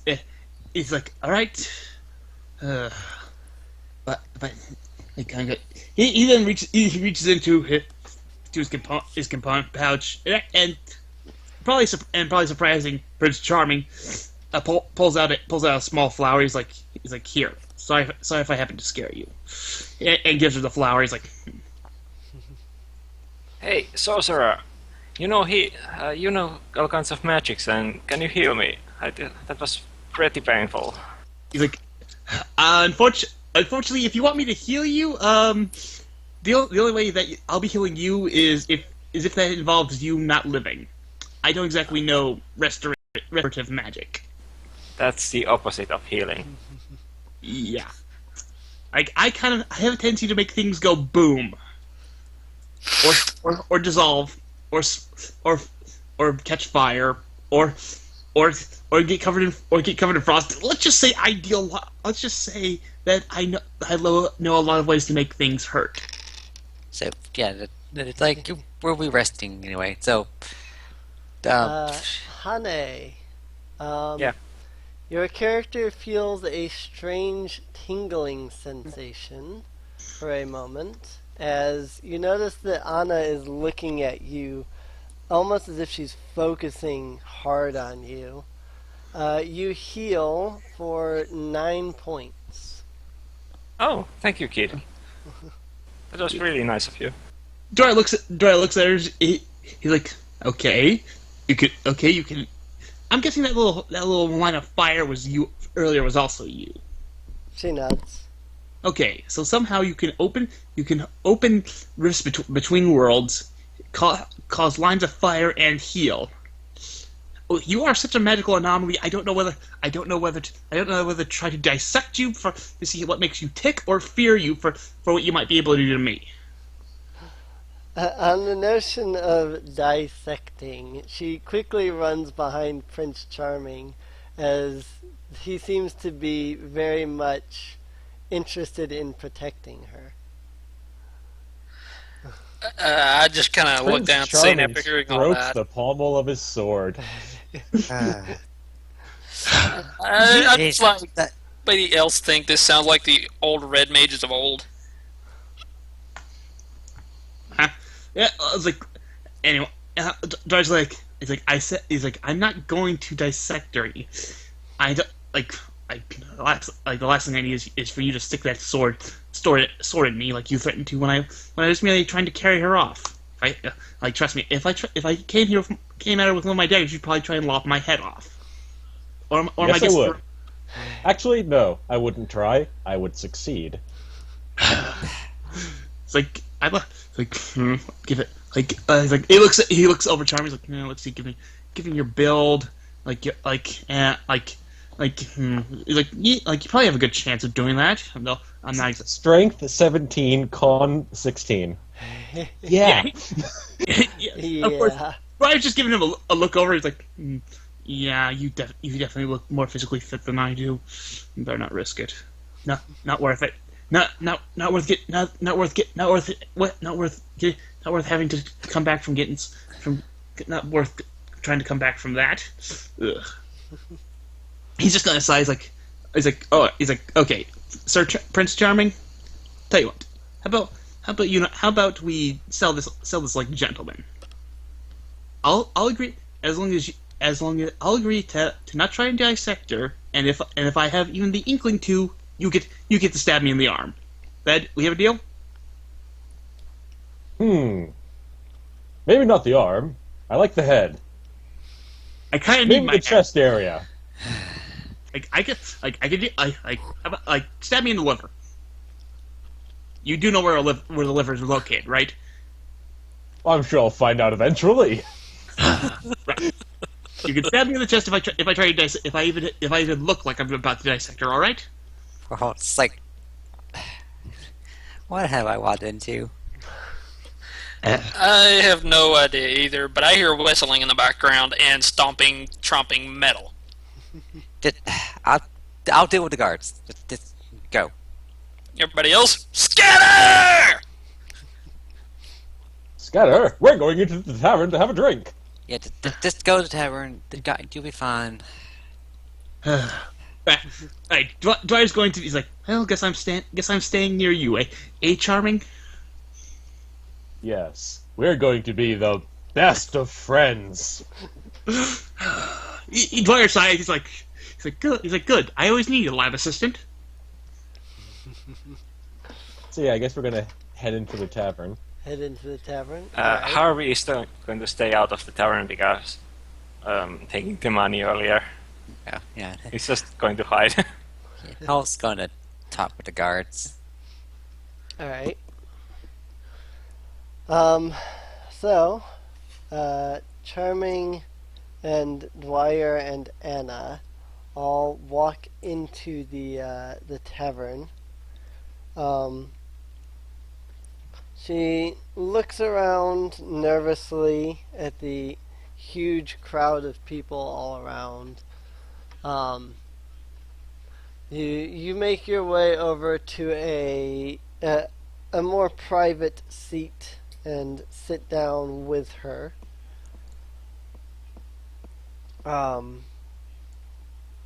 Let's see. Actually, sorry. Actually, no. Harvey's going to come along, but he's going to try to stay hidden. So Alright. from the person he was praying with. Alright. So yeah, the four of you in that case then find a place to sit down at.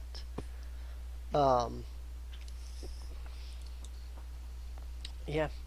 Dwyer's gonna sigh. He's like, okay, we need to know anything and everything you can tell us.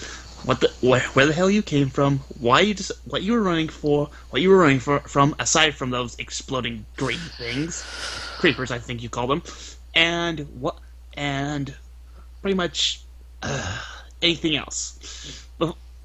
Mainly before my curiosity doesn't get saved, and Charming over there stabs me in the guts. Repeatedly.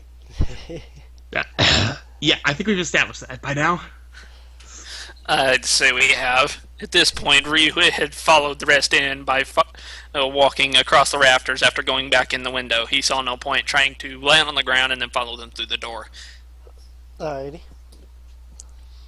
Um, Anna, Anna is silent for a few moments,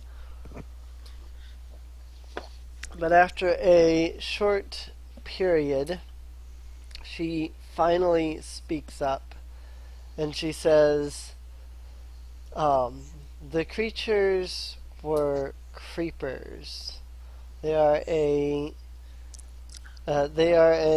an evil creature from another world, a world known as Minecraftia."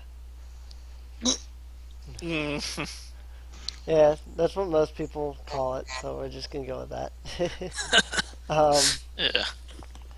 She says she ended up there in Minecraftia because she was attempting to escape something. She isn't sure what exactly it is.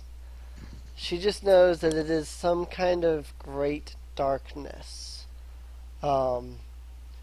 She says that it has been consuming worlds, and it has consumed hers as well as a few others before hers. Ever since it discovered her, it has been chasing after her. She says it is likely because she has the ability to open the Rainbow Bridge, which she references as the rainbow thing that you all saw.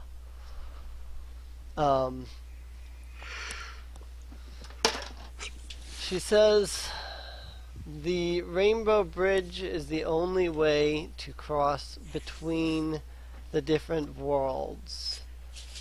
And up until now, up until it discovered her, the only way to cross between worlds was through a gigantic mechanical portal with which the darkness has been sending out to other worlds, traveling through the vastness of space to reach each world.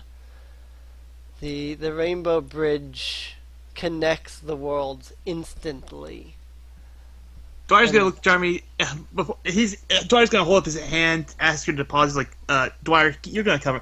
No, sorry, Charming. Can you cover our bill for whatever we might need? What do you mean? Because I'm going to need a lot of alcohol to get through today. Well, you can pay for that yourself. My research hasn't exactly left me with a lot of money, so I'm asking for a loan essentially. And besides, we're supposed to be best of friends. That's when Unfortunately, I rolled a 6 on my impulse die. Nope. Good luck. Crap. He looks over. He looks over. He's like, can I get some water over here? I'm definitely gonna need it for this headache I'm gonna get. And that's when I kind of like, you wouldn't have got much money anyway. This guy's pockets are about as empty as anything. He then motions for On to continue after he starts, rubbing his temples. Alright. Anna continues, once again mentioning the difference between the metallic gate and the Rainbow Bridge is that the Rainbow Bridge can be opened anywhere and can instantly connect to any world.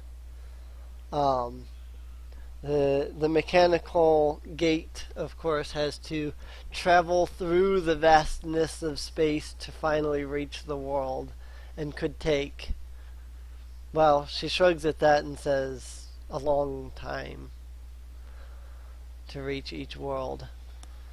The darkness has existed since the beginning, I suppose, always seeking worlds, trying to destroy everything.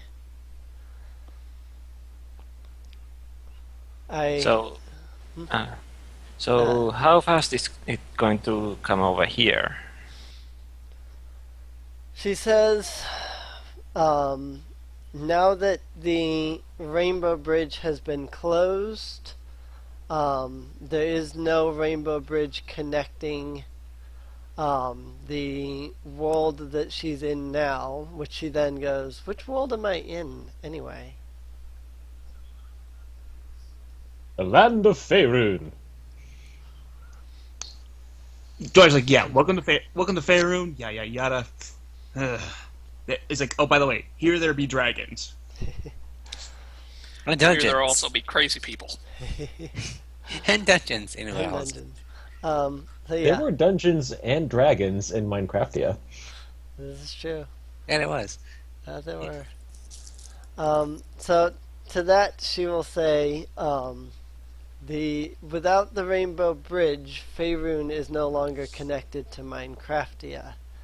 What this means is that unless a Rainbow Bridge is opened to Minecraftia, Faerun is safe until a mechanical gate arrives, to which she says, I don't know if it has been sent or if it will ever be sent.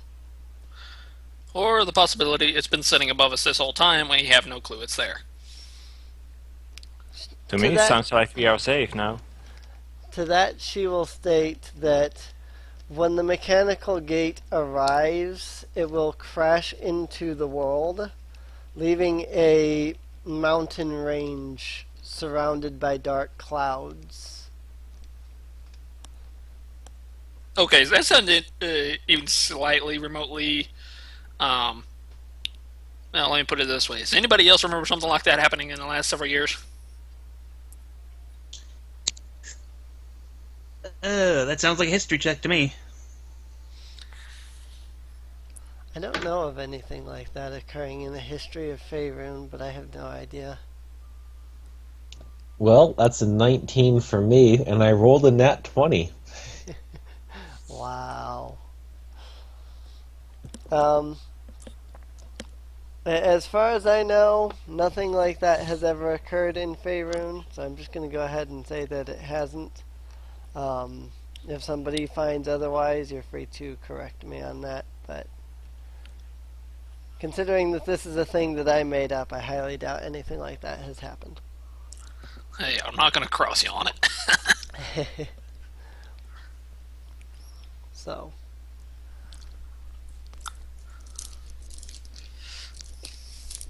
I'm guessing by this point, Holt's moved over to guards. yeah, probably by this point he's figured out a way to convince the guards that, you know, evil creatures, explosions. that Oh, kind of he stuff. he has a noble trait, so he's kind of pushing that too. Alrighty. And plus, bit of his background, he is also pretty well known around Faerun for all his exploits. Alrighty.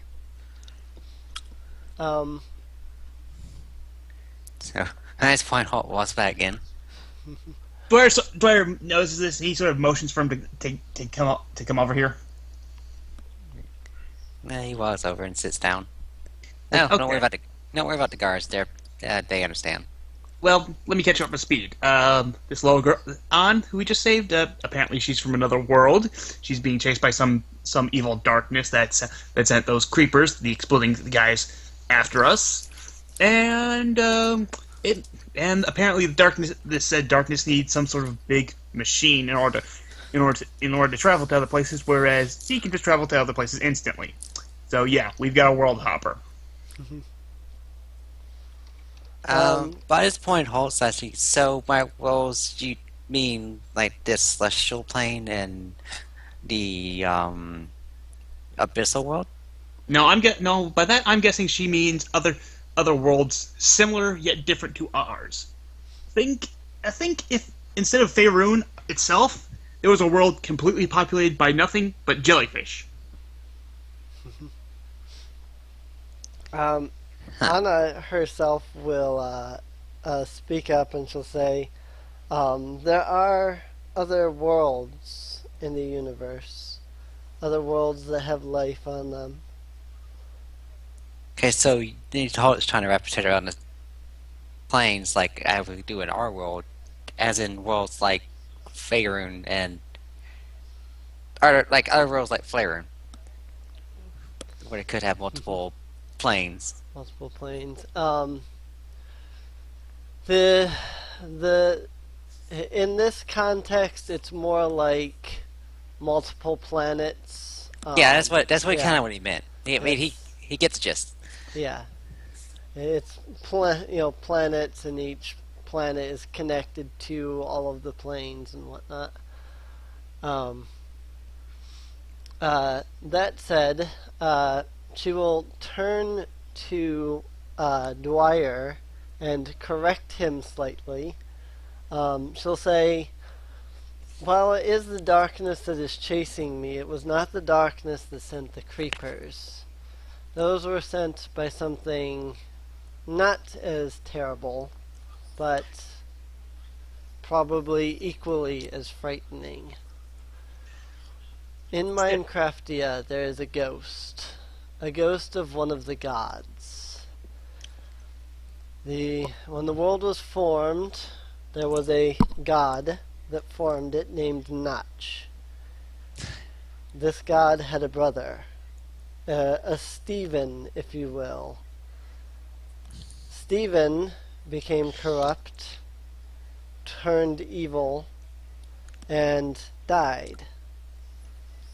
He was then resurrected by some means of which no one is certain how, and has been plaguing the world as the dark god of death, Herobrine, since.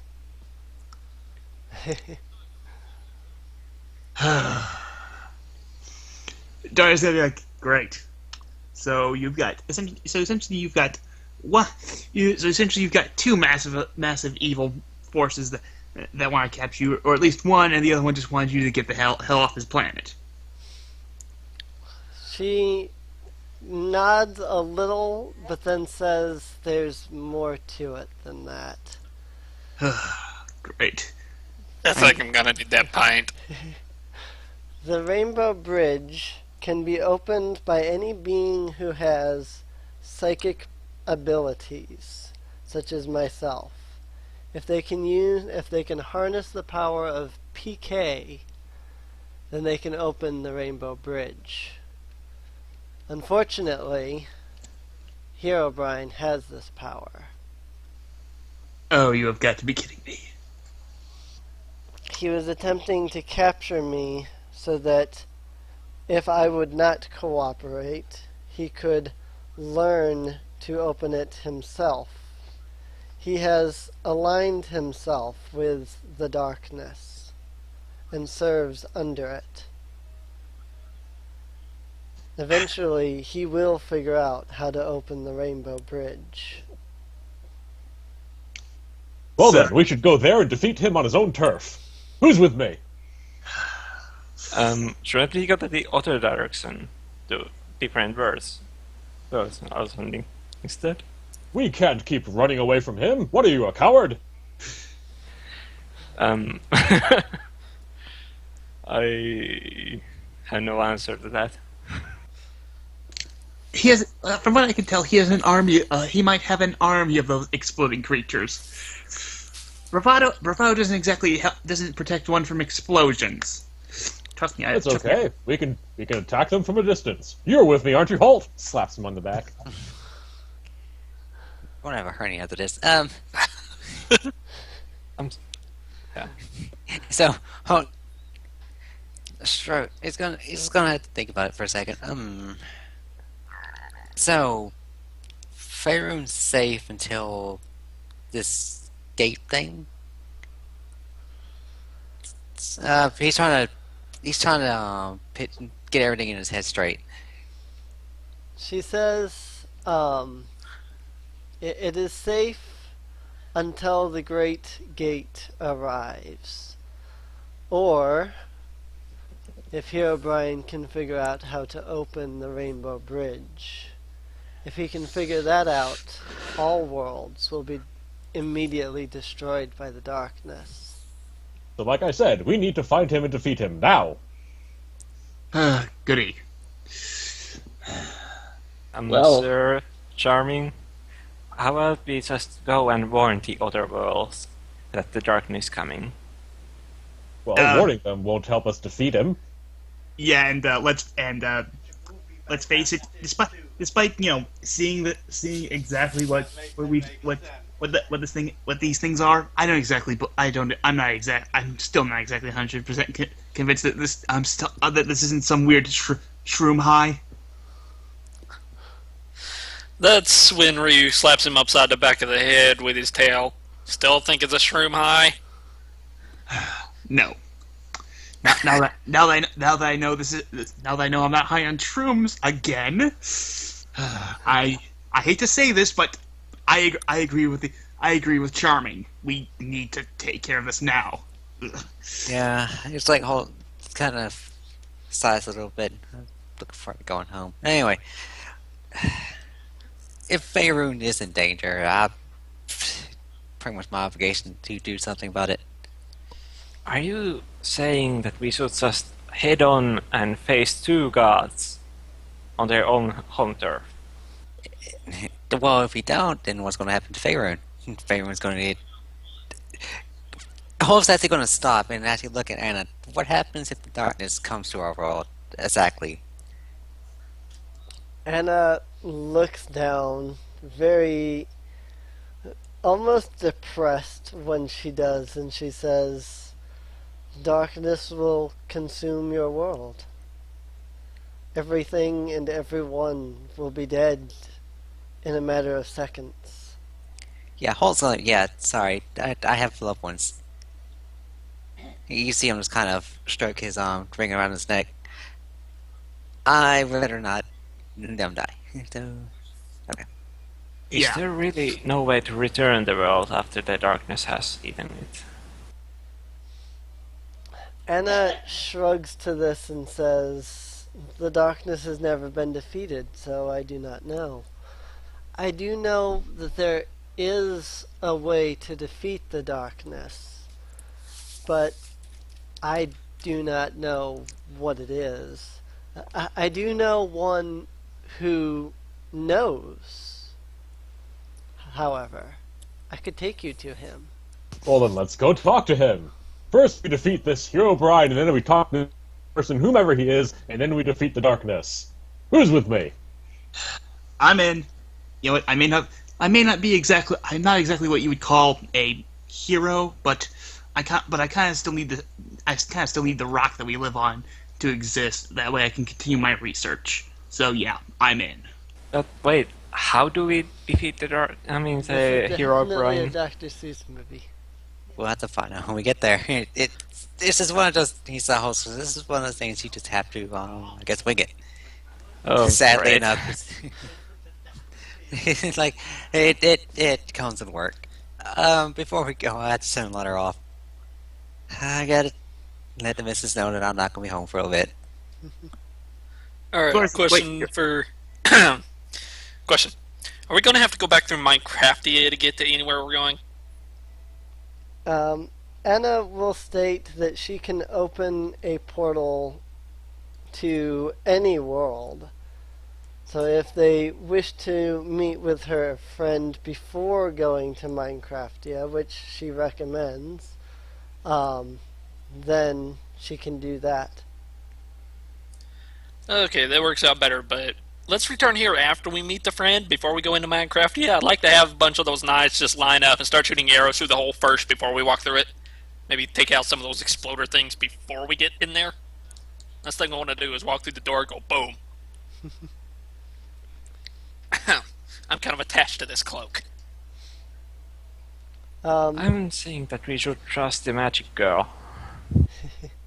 Anna will say that if you're worried about creepers, there are far worse things to be concerned about Oh, That- in great. Minecraftia. That does not bode well at all.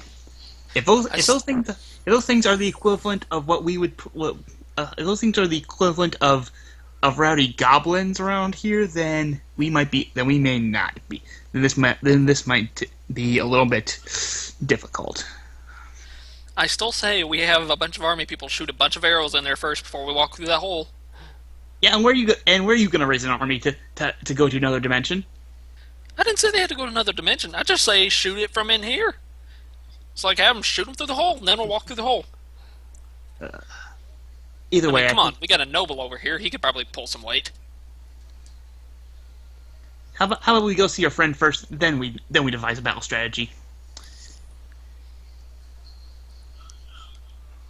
Any objections? I'm good with that. And seeing a friend sounds good to me. Sir Charming? Prince Charming has been ready to go for a while now. Alright, so Noel's going to go write his letter right quick then. All right. Oh, let's go. Right here, right now. So, Halt writes and sends his letter. Meanwhile, Anna prepares herself to open the Rainbow Bridge again by walking outside the tavern and kind of staring off into the sky. Once the party is ready, you notice as the sky begins to distort and then suddenly explodes. Once again, a hole in the sky is left as the Rainbow Bridge makes its way down to you. She begins to make her way up the Rainbow Bridge. I assume with the party following close behind. If not, having Sir Charming rushing ahead because that just sounds like him. Yeah, more than likely. Yeah, his sword drawn, shield at the ready, he'd be definitely marching forward. Right. Yeah, of course. Dwyer is going to look to the other three. He's like, after you three, I'll bring up the rear. Yeah, we're going. Sorry about By that. the way, Back. did it count as a rest or not? Yeah, that would have been a short rest during that period. Okay, Okay, no. going to use a hit die. Yeah, I was going to use the hit die later. I'll use it in a bit. Alrighty. Had to go get my third gear. During your short rest, Anna would also willingly cast her PK Life Up healing spell if anyone needs. All raised Oh, 10. then I'm not going to use the hit die. Yeah, all needs it pretty bad. I can About- just use my second wind. About how much HP does Halt need? I'm at 8 out of 20. 8 out of 20. Yeah, you hit me hard. Alright. In that case, Anna is going to go ahead and use Life Up Gamma as opposed to her usual Beta that she uses. Let's see. That should be a decent heal. Plus, yeah, 18. Yeah, I'm at full. Harvey just needs 3 HP since Just needs she healed 3 him this HP. time. Then I won't bother rolling because the minimum she can do is 8. No, excuse me. The minimum she can do is 6. So you'll be Yeah. back up to full. She'll use her PK Life Up Beta on you to heal you for 2d4 plus 4 hit points. Yeah, we got full. That said, she still has a crap ton of psychic points, so I am not concerned with that. Well, not psychic points, but PK points. So, she opens the portal, and you make your way through. As you make it to the top of the Rainbow Bridge and look through, you notice that the space between rainbow bridges is actually a massive bridge of rainbow. Makes sense. Um, Spanning between a massive void of beautiful, sparkling stars. You can see what appears to be, nebulas and all kinds of who knows what all over the place in this space. It's almost like you're walking through the deeper parts of deep space, but you can breathe and you're walking on a bridge of rainbows. Pretty. Mother would kill. My late mother would kill to see that. Kill to He's see like- the stars like this. You see, hold. I'm gonna have to write everything down for Carolyn later. Um, it takes you about 10 minutes before the Rainbow Bridge ends, in which case, looking back, the hole that was the Rainbow Bridge is no longer there. Anna focuses at the end of the bridge, and you watch as another hole is created. The Rainbow Bridge then expands out down to the ground below. Down below is an interesting sight. There's a massive city, a walled-off city, as most medieval-style cities are. But it's quite interesting. There is a large marble castle with sort of a pink roof to each of the towers. On the other side of or in the front of the castle where the city itself is, there's several mushrooms. They say look like mushrooms. But you can see doors and windows attached to these mushrooms. Looking a little harder, you can see people walking around. They appear to be no taller than about 3, maybe 4 feet tall. But each one of them has a mushroom upon their heads. All of them being different colored, ranging from red, blue, yellow, green, who knows what. Each one of them wearing a sort of desert vest on their bodies. And yeah, that's about what they look like.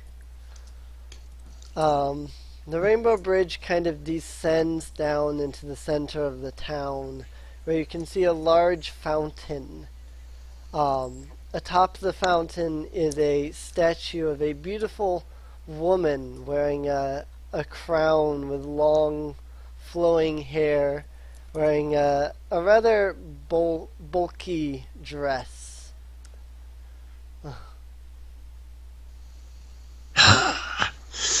Dwyer's gonna look down, look at the city, look back to space, looks down. He's like,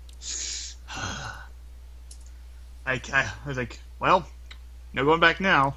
Although, did you have to take us to a place that with so much shrooms? Now, this is where my friend is. What do they call this place? You see how it goes? It's like a mushroom kingdom to me. It's some kind of like mushroom kingdom.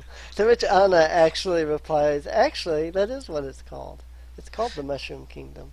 Dwyer's gonna be like, right. Of course, that's what it's called. Please tell me there's not plumbers with multicolored vests. Her How friend would you even know what a plumber is?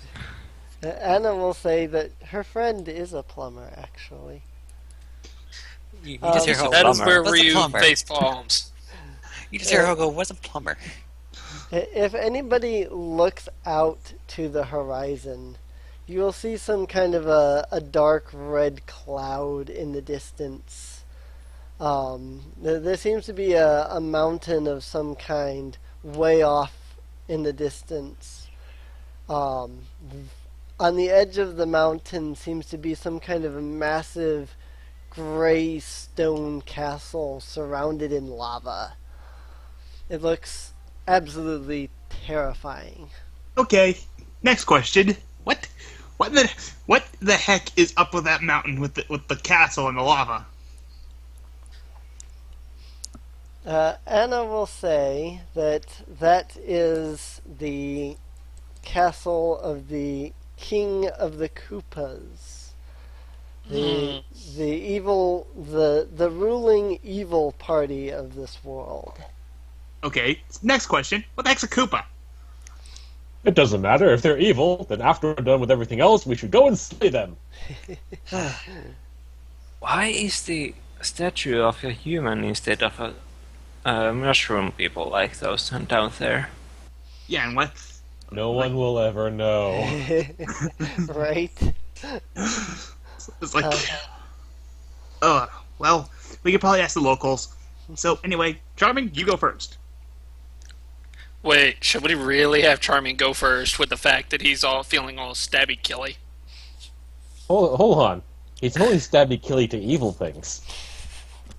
And yes, if you manage to step on a mushroom and they yell at you, would you consider them evil at that point? No? He I would still- apologize profusely. Let's just go. Harry moves on. Yeah, let's just go. Alright. Sliding down the Rainbow Bridge. You all make it safely into the town. Anna turns back and focuses on the hole in the sky.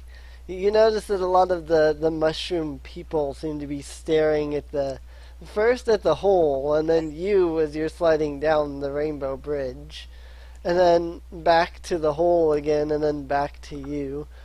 The hole in the sky, of course, closes, and the bridge dissipates. To which then Anna turns towards the castle and says, "This way, hurry." Harry waves at the locals and gives them a grin and shows that he has missing teeth. Like, he's grinning at them and missing teeth and giving a happy wave at the mushroom people. Dwyer is doing his best not to just try and go off on his own, figure out why these creatures have mushrooms for heads, because he knows if he tries anything, then well, Charming's gonna stab him. It's like must keep focused. Like if I get distracted by trying to figure out what the heck these things are, then Charming's going to stab me. They're just people. Let's move on. Why are they mushrooms? Does it matter? That's when I Matters just to pat me. him on the shoulder. We're in a different dimension, bud. It's like Charming just waves and smiles. Hello, good people of the Mushroom Kingdom. Fear not, we are your friends. Friend is a strong word. That's all the moans. If he says, "Take me to your leader," I'm going to smack him. Yeah, no. Actually, he probably would say something like, "We need to speak to someone of great importance. This child is going to lead us there. But fear not, we are your friends." He's like, Does he still have the sword out? No, he doesn't. Okay, good. And he has a charisma of 14. He's stupid, but he's really charming. Dwyer just gonna say, he's like, you know, it's a good thing he sort of whispers to you, like, you know, he may act like an idiot, but you know, he's probably our best shield in between us and whoever the heck might come our way. So I'm willing to put up with him. Harvey is going to hear one of the mushroom people whisper something about, well, looks like the princess is about to be captured again. Harry mentions this to the others. They think we are here to capture the princess. But the princess is in another castle. I mean, what? Harvey, Dwyer's like, wait, like, okay, that may have been my dad. Okay, do I look like my father? Don't answer that question because my dad was an orc. But I am not here to capture any sort of princess. So these mushrooms have us confused for someone else. Is there any chance they're talking about me since I'm Dragonborn and the Koopa looks like a giant lizard? Possibly. Oh my god. They might be having a connection right there. Quite Well, possibly. onto the castle. So, you all make your way towards the north where the castle lies. Walking through the massive gate that separates the city from the rest of the separates the castle from the rest of the city. You can now see the white marble walls of the castle. High atop one of the towers is a picture of a stained glass image of the woman in the statue. Anna continues to lead you forward, crossing a moat to which there are two mushroom guys wearing some kind of light on their head and spears in their hands. They smile and wave to Anna, and then quickly open the doors, to which Anna gives a bow to them and steps inside. They eye the rest of the party, specifically the Dragonborn, as you walk in. You find yourself in a large room. The floor has a large sun symbol upon it, and there's stairs that lead up to the throne room. Meanwhile, there's a few various stairs and doorways in various different directions. Think Super Mario 64, if you will. Anna leads you up the staircase in the center, to which she opens the door. Unlike Super Mario 64, this is actually a throne room instead of a tower. But it opens and you step inside, to which there is a man in a green outfit with blue overalls on and a green hat, standing next to a golden throne, upon which a beautiful woman, the woman that you have seen multiple times now in statues in stained glass, sits. She has long blonde hair, golden crown upon her head, a pink dress that flows all the way down to her feet and is much too baggy. Upon the back of the throne are three different mushrooms. A symbol of three different mushrooms. As you enter, several mushroom people with the lights and the spears on their heads, the spears in their hands, kind of stop you at the door. But once they see Anna, they wave for you to continue on. The girl seems to be distraught, almost depressed.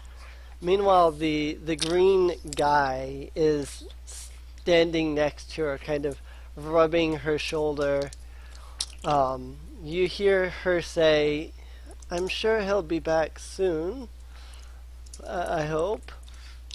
Who do I? Prince Charming is going to immediately walk up to her, take a knee before her throne, and say, "My lady, we are here to serve you." Hey, Charming, is this immediately swearing fealty to every girl you meet? How about we find out what their problem is, and then you could swear fealty to them. All right? So yeah, pardon my friend, but what's going on? The princess stares at you with a blank look, as if she doesn't even realize you're there. she seems to be so lost in her depression that she's not even aware of the world around her. Hi. He's like, hello. Like, what? You never seen a half orc before, lady? He walks up and sort of snaps his fingers in front of her face, just to try to get her attention. The man in green steps in front of you and says, I must apologize. The Princess Peach, she is not feeling well as of late. He's like, Dwyer's gonna be like, okay, odd name for a princess, but again, my name's kind of odd. But what you know what's going on around here, Slim Green? He kind of grumbles at Slim Green, but says, my name is Luigi. I am one of the protectors of the Mushroom Kingdom. He pauses for a moment and then says, what is going on is, well, you see, as I said, I am one of the protectors. My brother, Mario, is the other protector of the Mushroom Kingdom. But he pauses again, giving a deep sigh as he says, before he speaks. He says, about 3 weeks ago, my brother said he was traveling to Rainbow Road to practice he said he was traveling to Rainbow Road to practice for the next Mario Kart tournament, and he has not returned. He's like, okay, so your brother, who's named Mario, went to this place called Rainbow Road to practice for this Mario. What the heck's a Mario Kart? It's a race between many people. It helps keep the peace in our kingdom somewhat. It's like, okay, so your brother went to practice for a race, and you don't know where he is. He has not been back in some weeks. Right. Yeah, charming. Yeah. It looks like it appears we have a rescue mission. We're rescuing. He looks at he sort of puts his hand on Luigi's shoulder. He's like this fine man's brother has been gone missing for 3 weeks now. Don't you think it would be a great thing if we not only found this one of this world's protectors, but found this man's brother. His name is Luigi, by the way. Charming is going to look to Anna. Is this Mario the one we're looking for? Anna nods. Charming stands up, pulls out his sword. Avast! We shall rescue this Mario! Let nothing stand in our way. Dwyer looks to Luigi. He's like, don't worry. He's like, don't worry. Like with Charming over here, we can we'll try to rescue you. We'll rescue your brother, or at least try to. I mean, we have no idea what sort of creatures are here. We're civil. We have no idea what creatures are here. We have no idea. We have no idea where we're going, and we have no idea what the hazards of your world. So yeah, we'll give her our best shot. Ay. Luigi Mr. Luigi. stares at you for a moment and says, do you even know where Rainbow Road is? Dwyer's like, I have absolutely no clue. I'm from another world, and he says that completely straight. Luigi, We shall be the guide. He points to the green person. You look like a brave fellow. You will lead us there. I was about to ask that. Luigi kind of looks down and says, yeah, unfortunately, nobody knows where Rainbow Road is. Only Mario knew where it was. He led us there every time. Correct. Okay, Prince Charming is going to again turn to Anna. You, little girl, you say you can open a rainbow bridge to any place in the universe. Can you take us there? Anna says, the Rainbow Road in which they go go-karting is actually the Rainbow Bridge itself. Wait, this Darius, wait. This Mario guy could access this this bridge that could go to anywhere in the universe, and he uses it to race on with these go kart things. He looks to Luigi like, what's a go kart? No. The important thing is that the answer to that question is yes. Let us go. So he's like, seriously. I know.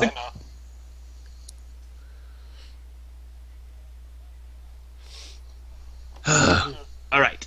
So, yeah, Anna can lead us there. We'll try and look for your brother, and then we can get some information get the information we need from him once we bring him back here from whatever it happens to be holding him or keeping him from coming back. This is starting to. He just sighs. He's like, well, I've spent worse days. Blew myself up. Oh, by the way, one more thing, Luigi. These little mushroom guys. They've been kind of apprehensive towards my friend over there. He points to Ryu. It's like, any idea why? And I kind of just look at him and was like, heh.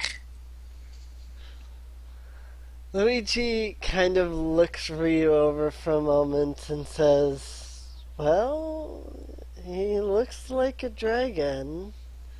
And our enemy, the king of the Koopas, Bowser, well, he is a dragon. Oh. He's like, oh, is that all? Don't worry. Don't worry. If anything, this dragon will probably take that. We'll probably try to take your enemy Bowser on head to head. He's a good dragon, or at least I think he is. You're a good dragon, right? Give me enough gold, I'm as good as you want. He's like, you guys do have gold in these parts, do you? We have coins. They're made of gold. He's like, that'll work. We occasionally yeah. hide them in brick blocks and scatter them throughout the kingdom. Right?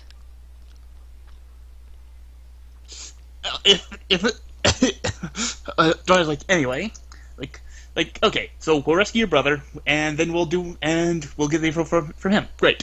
So, anything else we should know? Anything we should look out for besides the other dragon?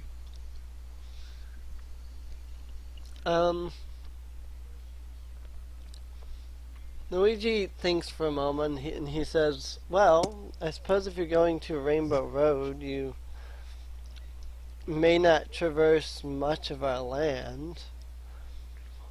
I would only simply tell you to be watchful. If you find yourselves having to traverse the world, there are creatures out there that are not friendly. Koopas and Goombas and all sorts of other mean and nasty creatures. He says, more than likely, if it's not a toad, it's more than likely going to try to kill you. He's like, yeah, Dry smiles.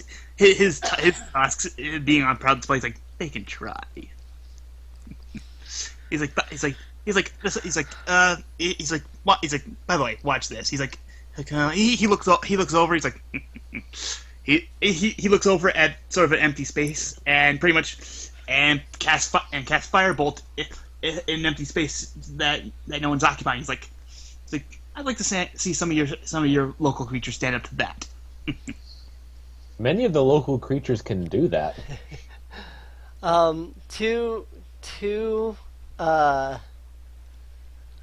to Dwyer's statement, you hear a high-pitched cackle and say, "Is that all you can do?" He's like, oh Lord. he's like, actually, no, I can do. Wait, what? Where'd that cackle come from? Because I can do more. That isn't the only trick I know. But I hate to steal line from Sir Charming, but show yourself. Dear Lord, I feel like I'm ripping you off, Charming. You're doing well. You keep improving. Pretty soon you'll be just like me. He says he slaps you on the back. I'd rather. It's like I'd rather be a full orc.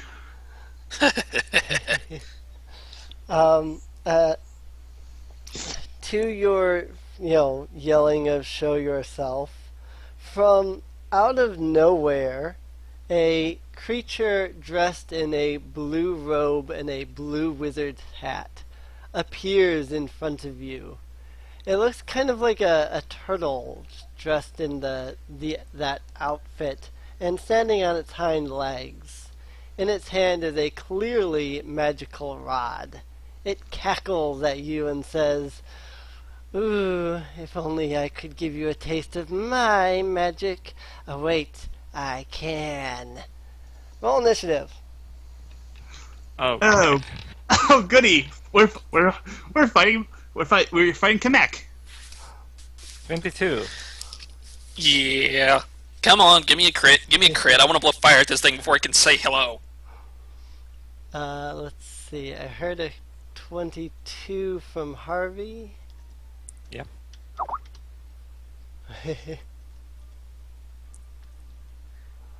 I got a 16 in dice roll, and I think it. What'd you say it was? Dex to get the initiative. Yeah, Dex is your initiative. All right. So the 14 or the just +2 mod? +2 mod. Yeah, it's 14. That would be an 18 then. Yeah, it would be D20 plus your dexterity mod. So an 18 for Ryu. Charming got a -1 on initiative. No, it's just a 1. 1 plus 0. Oh, okay. It's Charming -1, not Charming -1. That confused me for a second. I was like, what? Yeah, I should have put in equals. My bad. You're fine. Charming got a 1 on initiative. Alright, so we've got Rio at 18, Charming at 1, Harvey at 22, Dwyer at 6. What was Halt?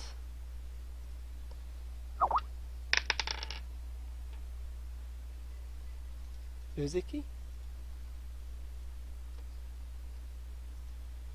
Muted? My mic's been muted the whole time. I have a 6, but my modifier is higher than Annie's. Yeah, you go before me. Alright. Yeah, I thought I said I forgot I was eating, so I was sitting here talking the whole time. 6 on that, so that's 5.5. Anna rolled a 13, so she's got a 14 in her initiative. So that happens. Alrighty, let me get my player's handbook out here so that I can get to my spells.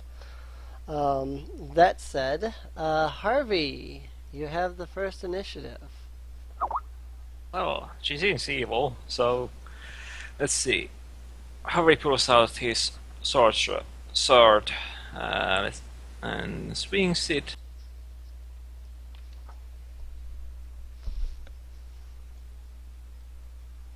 Does 23 hit? 23? Yeah, that'll definitely hit.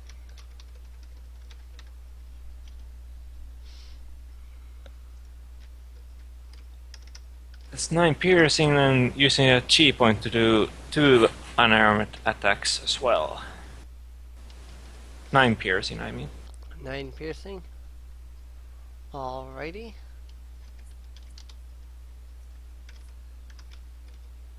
First unarmed is 6 and second is 23.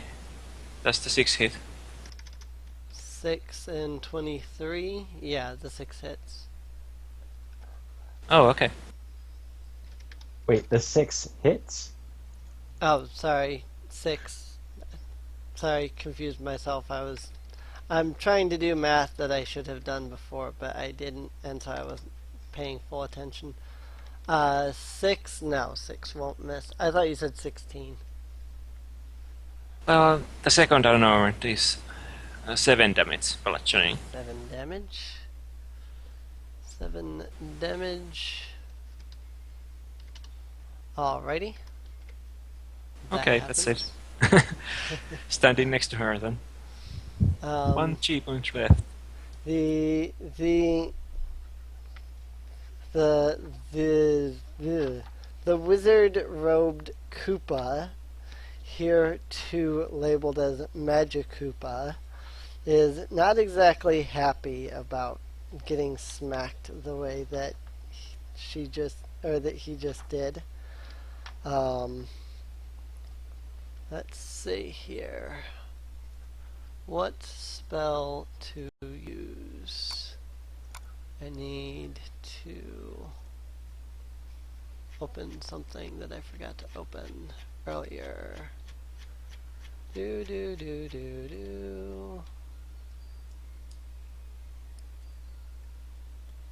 There we go.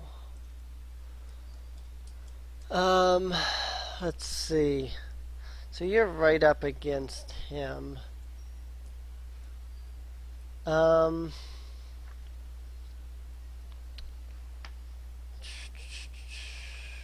Tis the question.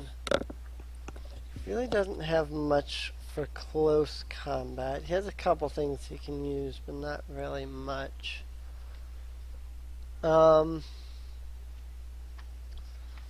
What he will do is, as soon as I can find it in here, it is the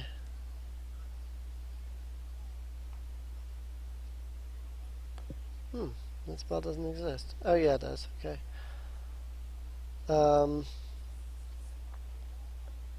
Yeah. Okay, I know what he's gonna do.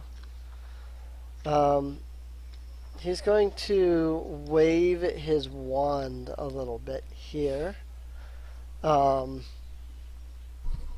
then he's going to reach towards Hane.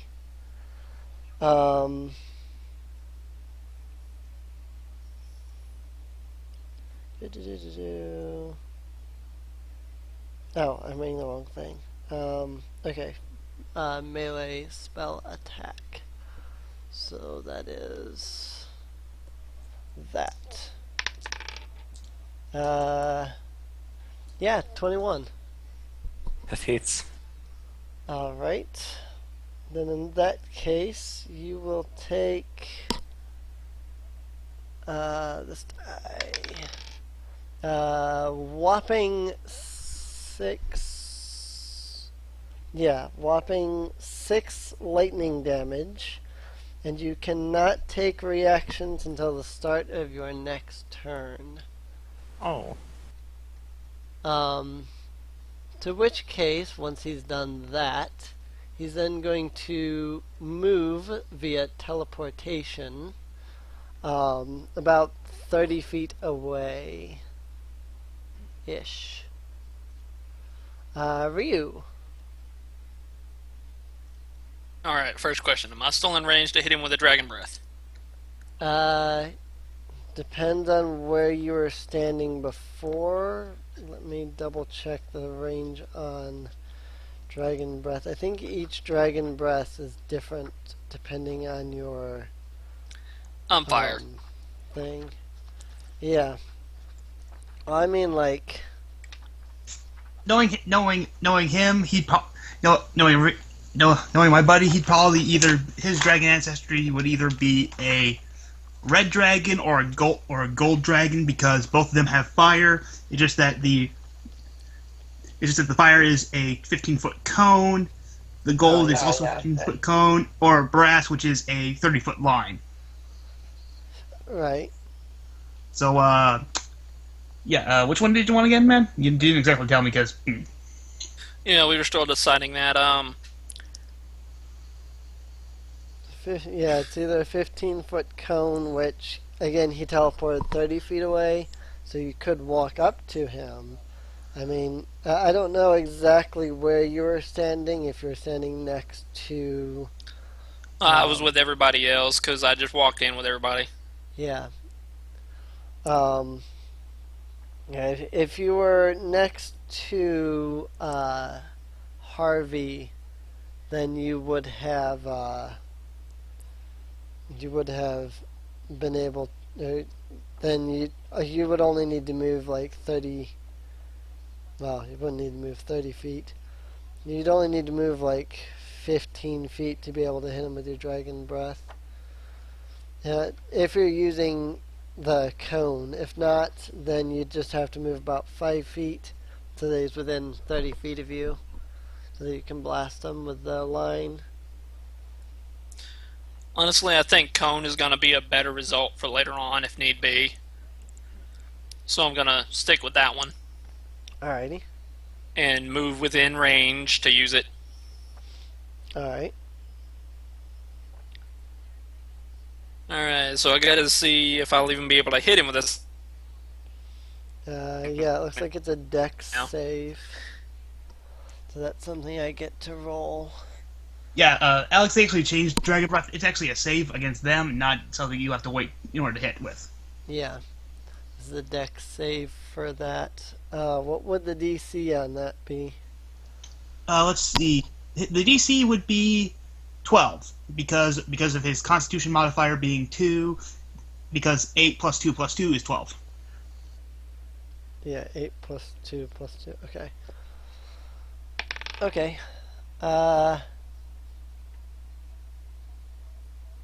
Yeah. That would be a 7. Okay, roll a 2d6 there, man.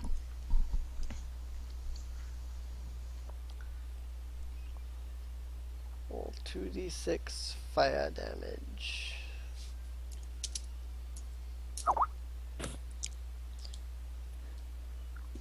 So, yeah, looks like from the chat he took...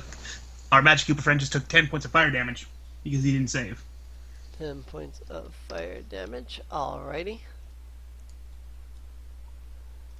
So that's your action. You moved about 15 feet. So you could still move further if you want. That's up to you. Oh, what's the range on the bows and arrows? Short bow. Yeah, the range of your short bow is 80 feet, so you'd have to go back. Yeah, 80. That's I just figure- your short range. Yeah, I'll go ahead and move back now since I've done my Dragon Breath and I'd rather stay outside of a close range strike, so. Alrighty. And you move back. In that case, then, Anna gets to go. Seeing the Magic Koopa in front of her, she's going to shout out the word PK Freeze! He's going to completely botch his dexterity saving throw on that one, or constitution saving throw. Doesn't matter. DC 16 versus a roll of 2. So whatever it was, he botched it. So he's going to become a frozen solid block of ice because I just dealt 8 damage and his speed is reduced by 10 feet.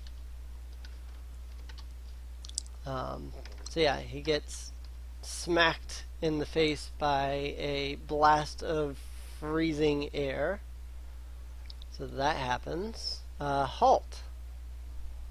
Okay, well, there's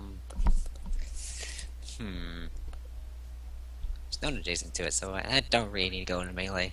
So I'm just gonna go ahead and just shoot. Team versus AC. Wolf, what against Stacy? 18. 18? Yeah. And 10 points of damage. Max damage. Max damage. Nice. Alrighty. He's definitely feeling it. And Holtz is gonna go ahead and move away from the party because, yeah, booms. Not a good thing. Alright. Dwyer. Dwyer is going to start to laugh. He's like, "Oh, that's your magic? Let me show you what real magic looks like." Oh, so you said it last time. And I'm like, wait, you said, oh, crap. So, so yeah, he's going to cast Ray of Sickness at the Magic Koopa. Ray of Sickness. Alright. So make a Constitution saving throw on the Magic Koopa. Constitution saving throw. Doesn't matter. Nat Say- 1. Oh, then yeah. So yeah, the Magic Koopa is about to take 14 points of necrotic damage, and because they didn't save. Oh wait. It's poison damage. Oh wait. Oh wait. It takes 2d8 poison damage. On a failed save, it's also poisoned until the end of its next turn. Yeah. Oh yeah. I kind of forgot to do my dice roll, so my bad. Thought there was one of the other spells. So one moment. Advantage on attack rolls and ability checks. Alrighty, not too bad. Ah, crap. Wait. Now, of course, whenever I try to do something cool, try to sound cool, the dice hate me because I don't think 7's gonna hit it. Gonna hit the frozen block. You have to make a AC attack. Oh, you had to make yeah. Okay, you had to do that first. Yeah. In which case, 7. No. Oh, hold up. I know something. Unfortunately, but actually, I'm going to also additionally use when I cast. I'm going to use Tides of Chaos, so I can gain advantage for one attack roll as an ability check or a saving throw. So yeah, I can try that again. So yeah, need to double read my stuff sometimes. So yeah, I'll roll again. So that'll be the lower roll, unless this is lower. So the other roll was a 16. So will that hit? 16. That will hit. So yeah. Unfortunately, sorry. By the way, Dungeon Master, this is something you could have him roll on the Wild Magic table for. Mm-hmm. Because it is a level 1 spell. That's a level 1 spell. Yeah, I have no idea how any of that works. So. I essentially roll a 1d100. Well, yeah, I just don't know like how warlocks and wild magic and whatnot. More or less, whenever I cast a level 1 spell or higher, or when I regain my Tide of Chaos, I have my wild magic axe up, and the surge table, and whatever I roll on the surge table goes off. So yeah, D100. Here we go. Let's see what happens. 44. 44. Oh. You got lucky. Yep. For the next, I can teleport up to 20 feet as a bonus action on each of my next turns for the next minute. So yeah, I got lucky there. But yeah, after Dwyer casts his spell, everyone sees magic lightning sort of arc body. Hang on. Actually, Wild Magic Surge. Immediately after you cast a sorcerer's spell of first level or higher, the DM can have you roll a d20. If you roll a 1, then you roll on the Wild Magic Surge. Yeah, but that's not Wild Magic Surge. He's using Tide of Chaos. Tides of Chaos. Once you do so, let's see. You can after any time before you regain the use of this feature, the DM can have you roll on the Wild Magic Surge. Immediately after you cast it. Oh, okay. You then regain the use of this feature afterwards. Interesting. And you said 44. For the next minute, you can teleport up 20 feet as a bonus action. Oh, that's cool. So yeah, but yeah, Dwyer sort of smiles. He's going to move forward, move forward 30 feet.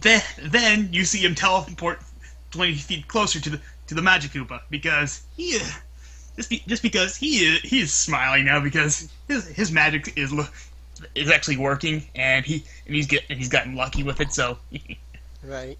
Take the so yellow your, next Your time. attack did hit. What was the damage again? 14 damage. 14 damage. All right. In that case, Prince Charming. All right, it's about time. Love having low initiative. I'm going to march right up to the Magic Koopa, brandishing my longsword, and I'm going to swing. Why not?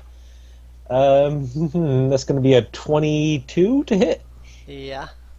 All right. So that's going to be 12 slashing damage. Nice. Is it still up? No. Okay. Oh. That was easy. Our hero. I was going to use my action surge and attack again. Yeah, he was a mage. He didn't have that much health. He was also a mage entirely by himself, so he really didn't have that much health. Alright, well, Prince Charming is going to turn to the rest of the group. Well, now that that's done, how about we go find that guy? Hold up, I'm taking that thing's magic wand. I want to see what else that thing can do. So yeah, Alright. Dwyer pretty much picks the Magic Koopa's magic wand off of its body. It's like, And by that point, I'm already over there looting any of his bags and stuff. The Magic Koopa has a few coins on him. The magic wand, while you are wielding it, will allow you to cast a spell. You can cast you can use the wand as your action to cast the spell. It has 7 charges on it. It uses a charge every time you use it. Long rest restores the charges. Basically, what it does is it casts a what's the word? Let's see. Let me see if there's a something similar to it in here. What is it? It's like it's sort of like an animating spell. Like it animates things. There is an animate object, but that's a high level spell. Yeah, it's 5th level. Animate Dead is 3rd level. Animate objects. Animate dead. I thought it was just a focus. Hang on. Let me look at animate dead. Or animate objects. I would say not animate objects because that's a 5th level spell and it's badass. Even Animate Dead is going to basically give him 7 minions permanently right. because it recharges each day, so he can cast the spell again to get all of them back. Right. Yeah, I suppose I would do charges based on level, so probably 3 charges to cast it, kind of thing. Yeah, that's what I'll do. You can cast either Animate Objects or Animate Dead. Animate Dead costs 3 charges, Animate Objects costs 5. And instead of you just immediately getting all of them back on a long rest, it will be 1d6 plus 1 on a long rest. Dwyer looks at the thing. Dwyer looks at the thing. He's like, "Huh, wonder what it does." He looks at Charming. He's like, "Hey, Charming, mind if I test to see what this thing does out with you, just in case it's a healing it has healing magic." Charming strokes the pommel of his longsword. In fact, I do mind. That's why I asked. Any willing volunteers? Just stop pointing that thing at people.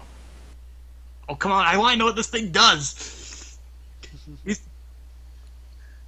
Because he does, or at least because I'm guessing he doesn't immediately know what it does. He has to actually try it out first. Yeah, you probably wouldn't immediately know what it does. So, He's like, all right, is there a suit of armor around here I can test it on then? um, let's see. Trying to remember the layout of the castle. I don't think they have any armor in Toe Kingdom because they're all the toes have for spears. Well, you need Yeah. the presidents taking all the damn time. They're not equipped. Yeah, and also it'd probably be wiser to ask for like a straw target or something, like an archery target. He's like, right, yeah. He's like, he sort of looks around. He's like, I'm just wondering, can I find something to test this thing out on? I'll sell for straw. Trust me, I will sell it for straw. Um.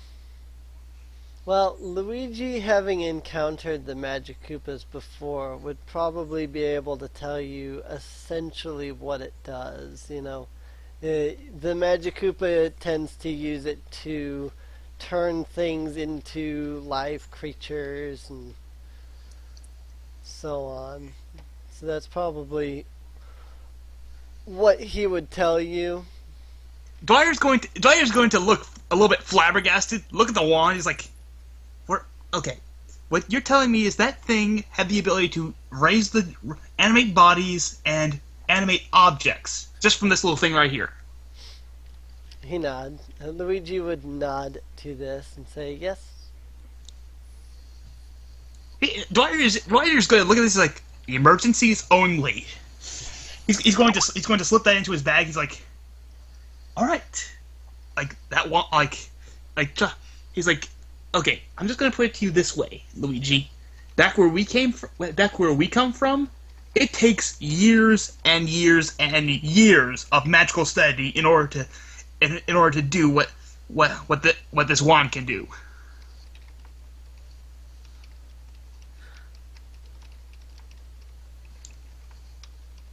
Maybe you're just not a very good mage.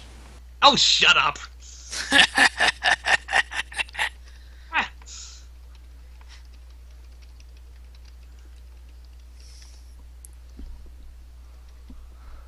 Um. Alright. So, you have your wand. Um. Let's see. So, with that in mind, Anna will state that once again the Rainbow Road is the Rainbow Bridge. However, she does make note that you were just at the Rainbow Bridge and he was not around. He wasn't there.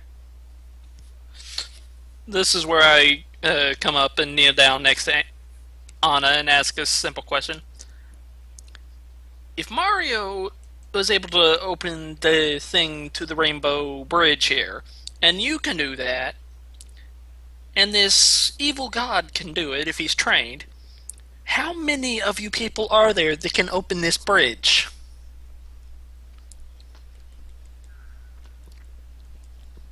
She says she reiterates the statement she made earlier, which was any person who can use some sort of psychic power, like the power of PK.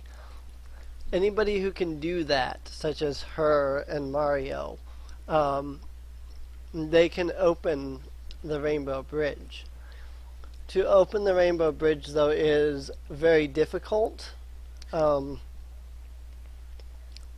Very few people even realize, first of all, that they have, the power of PK. Very few people who can use PK realize that they have the ability, and almost none of them ever learn that they can open the Rainbow Bridge. That still brings me back to my original question. How many do we know of that actually can open it?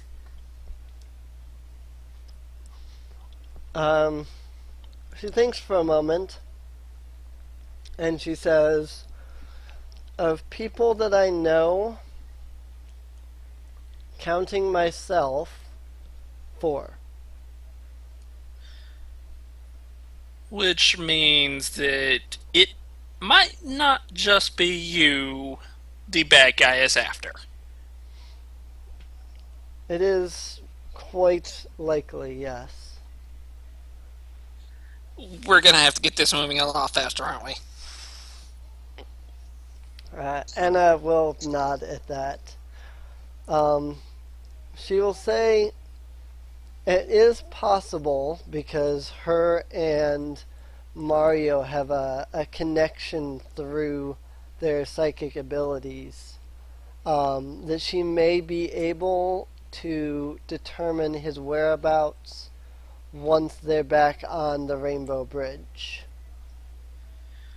Then we better get to this quickly before we find out that the bad guys have already landed back on our homeworld while we were out gallivanting. Yeah, I was actually also going to suggest that Dwyer is like, he's like, it's not like there's anyone here that actually has clairvoyance, is there?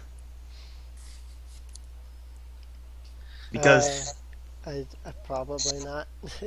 I'm a thief, not a psychic. Right. I don't.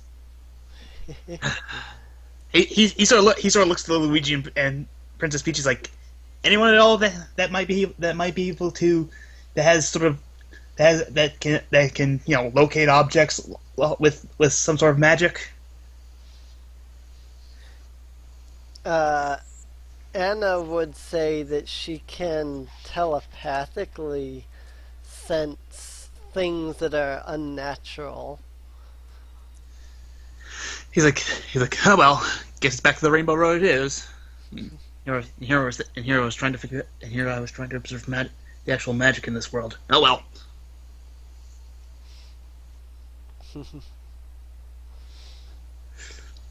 Alright, so with that, you all make your way out of the kingdom. You notice that Anna kind of lags behind a little bit. She stays with Princess Peach for a few moments. You assume, even though the two never exchange any actual words, you assume that Anna might be speaking to Princess Peach telepathically. After a few moments, she turns and follows along with you. I was gonna lag behind and wait for him. Once she makes her way back out, she looks up to the sky. Once again, focusing upon the sky, she opens a hole and summons the Rainbow Bridge. When she does, right behind you, charging through the gate to the castle, are about 10 turtle-like creatures, all walking on their back legs. Several of them with green shells, several of them with red shells. 2 of them standing way in the back, wielding yellow shells. When the Rainbow Bridge opens, that's the same moment that they come bursting through the gate. So yeah, your choice is to fight them or take the Rainbow Bridge and avoid them. I have the feeling I know what the answer to that is, but still. Dwyer's gonna be like, great, more turtles. Oh, that's when you realize, like, wait a second, they probably see the Rainbow Bridge. Oh crap! It's like So, anyone up for turtle soup? I'll get the fire going. Yeah, I figured this would happen. Guess look at him. Then I'll close the bridge. Take care I of guess these we're guys fighting first. again. Guess we're Fighting fighting again. again. Yeah, Thomas is telling them to go ahead and close the bridge so they don't get past us. It would take her a few moments to close the bridge. If she was to close the bridge, she would be out of combat for pretty much yeah, the no. duration of the combat. So Actually, keep the bridge. Have her keep the bridge open. We're just gonna have to stomp these turtles as fast as we can. No worries, too. I was just going to actually kind of taking that point in. He's just going to stand in front of the bridge now. What's his spell out?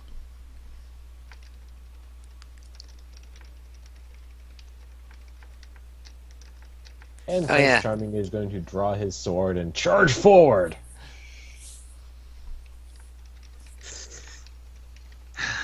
Dwyer sort of smiles, like, I'm glad he's so predictable.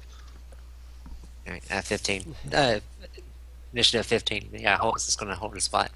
yeah, I was just gonna keep the same initiatives because Oh, that works too. no. We didn't short rest. rest. Yeah, we Yeah. didn't short rest, so okay, that works too.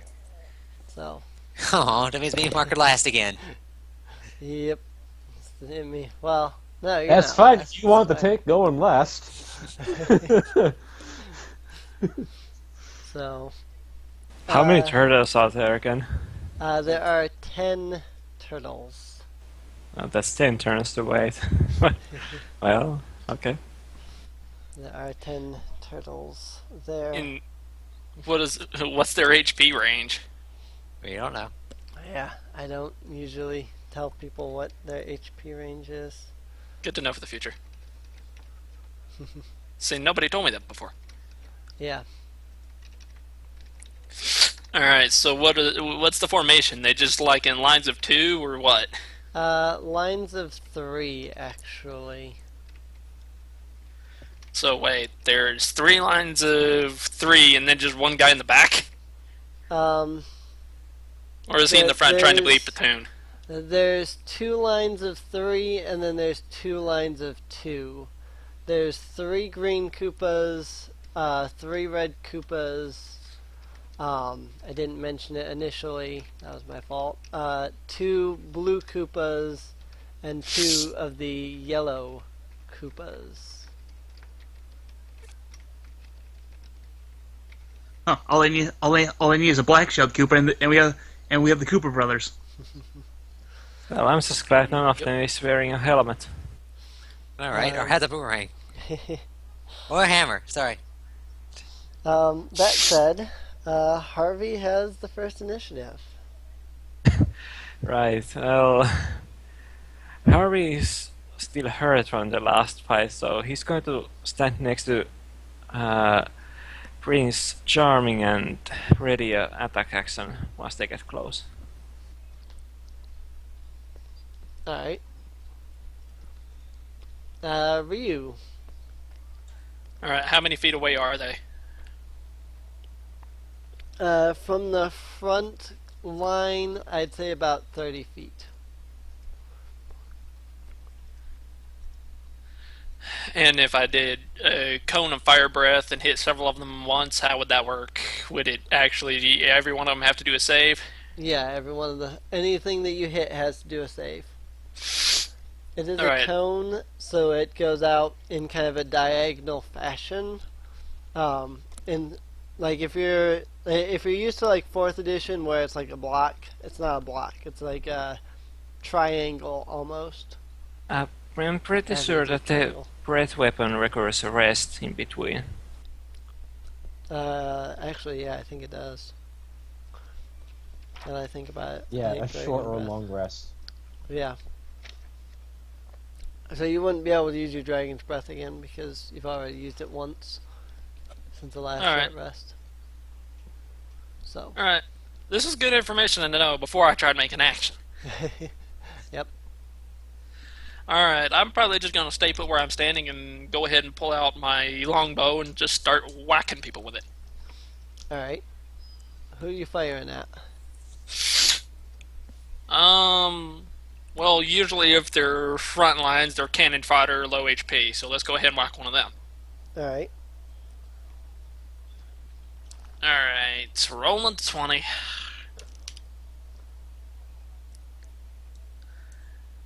I got a 15 on the dice. That's a hit. All right, and I just need to toss 1d6 then. None of them have moved yet, so 2d6 for your sneak attack. Oh, okay. You can use your sneak attack because none of them have moved yet. Well, that first roll sucked. I got a 2 and a 3. 2 and a 3. So 5 plus 2. Yep. So 7. Alright. So Green Koopa 1 will take 7 damage. Alrighty. That happened. Anything else? No, I'm just gonna stay there. Alrighty. Green Koopas. They're going to march up to whoever is in the front lines. Which I brings the assume that question- would be Harvey and Maximilian. Yeah, that's kind of what I figured, but I was actually going to ask. I believe there were readied actions, or at least one readied Yeah. action. That I had. I forgot about it.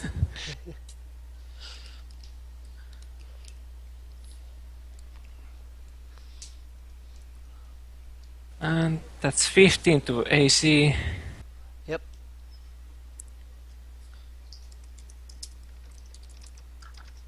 9 damage, whichever got close to me first. Alrighty. 9 damage. Alright. That one is really hurting because he's now been hit twice. Alright. Since there were no other raid actions, Green Koopas are going to withdraw into their shells and spin at the people in front of them, which are, of course, Harvey and Prince Charming. Harvey, 10. Doesn't hit. Charming, 13. Nope. Charming, 19. 19 will hit. Alrighty. You take a whopping 3 damage. Is that non-magical? Yeah, it's bludgeoning. Okay, I take no damage. You take no damage. Alrighty. Human variant, I got the feat, Heavy Armor Master. -3 damage. Nice. Yeah, I love that one. Nice. Alright. Next up, Red Koopas. They're going to move up behind the Green Koopas, and they can't move any further. Blue Koopas, second verse, same as the first. Up behind Red Koopas, can't really do anything beyond that. The Yellow Koopas are going to revert into their shells. Their shells begin to sparkle as they revert into their shells. They're going to each shoot off in a diagonal direction about 40 feet. And that is that. The yellow-shelled Koopas are now twirling and sparkling as their shells are moving. That said, Anna's going to decide that lines. This is a perfect chance for her PK Fire because it hits in lines. It's actually an interesting attack because it's a ranged attack that creates a line as opposed to creating a line from her. Does she have any areas that aren't lines? No, that is the only other area style attack she has is her PK Thunder, which is completely random. literally. So, it's kind of how I balanced her out. I based her off of the character and the way the abilities work in the game, in which case they're lines, single attack, and random. She has all kinds of other like status effects, but I don't think blindness and hypnosis is going to help much.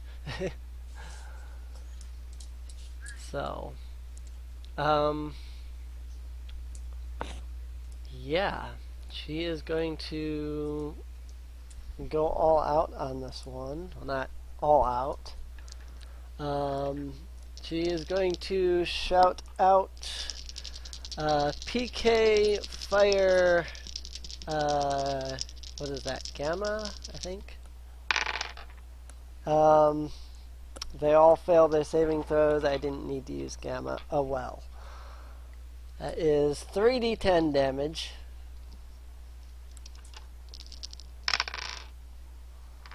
Okay.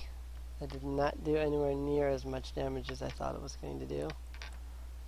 It only dealt 15. Wow, it only dealt 15. So the red Koopas are all going to take 15 damage. And then as her bonus action, she's going to PK Shield. Who wants +5 to their AC? I wouldn't mind. You can make me invincible, and then everyone just sort of retreats, but, you know. Yeah, give it to the monk. He probably could use it more. Give it to the monk. Alright. PK Shield Alpha. You gain +5 AC until Anna's next turn. And not that it matters, but you take no damage from Magic Missile. Yay. That said, that is her turn. Halt. Alright, so there's a lot of them. There's a lot of them. So Halt's gonna use one of his spells. Let's see. I'm trying to think which one that he wants to mark. He's gonna mark. You know which one was the weakest? All of the red Koopas and the green Koopa that tried to attack Harvey. All right, so I'm going to go ahead and just mark one of the red Koopas. 19 versus 8 versus his AC. Yep. All right, so give me a second. I gotta double check, make sure I get this right. So it is marked as my quarry. So, oh, only 5, really? 5 damage. I rolled low on both the D8 and D6. That sucks. Oh well, here's my quarry. I get advantage on wisdom and perception checks on it, and if it dies within the hour, I get to choose another target. So Alright. pretty much, my mark is going to last this whole battle. Alrighty. Sounds about right. Since you're a ranger, do you want to try to get up on the rainbow thing so that you can be out of range? Yeah, that's pretty much what he's doing. He's most likely going to move forward up and kind of block the gate. Alright. Moving up the rainbow a bit. In that case, if there's nothing else for him. Yeah, that'll be it. Alright. Dwyer. Yeah, I don't like it. Dwyer's gotta look at the yellow magic Koopas. He's like, yeah, I have no idea what you guys are gonna do, but I'm gonna stop that right now. And in the similar vein to Anna, he's actually going to his attack. He's like, magic missile, and 3 magic bolts to one, 1d4 magic bolts to one of the yellow Koopas. Alright. And 4 yes, plus 1. well, Three all of 3. them? Well, yep. So. Yeah. 2 4 plus 3. 5, and so yeah, he takes 12 damage. I maxed 2 of them out, so Nice. 12 damage to one of those Koopas. 12 damage. You notice that it didn't take as much damage as you assumed it should have.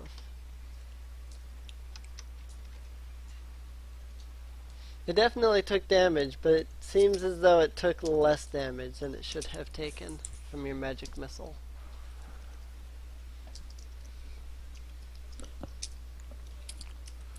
Alright. Nothing else? Charming. Alright, so the green one that's taken a few hits, I'll attack that one. That will suck. I'm pretty sure 7 is not going to do anything. Now. Alright. Fuck it. Action surge. Attack again. Will an 11 hit? No. Alright. Well, that's all I got, so I'm done. Alright. Back to Harvey. No, that didn't go anywhere. Harvey's going to punch the green one that is hurt. Alright. I mean, going to swing the sword, not punch. Anyways, yeah. Oh, I thought you were gonna Falcon Punch it. Well, I could actually swing the sword at the non-hurt one and then punch that one. I'll do that. The Alright. middle green one. Alright. 19. Yep, that'll hit. And that's 7 damage, and then bonus action. Falcon Punch! 14. That will miss, actually. Oh. Never mind then. He's still alive. The Falcon Punch! Koopa just, like, glances your Falcon Punch off of it. Aww.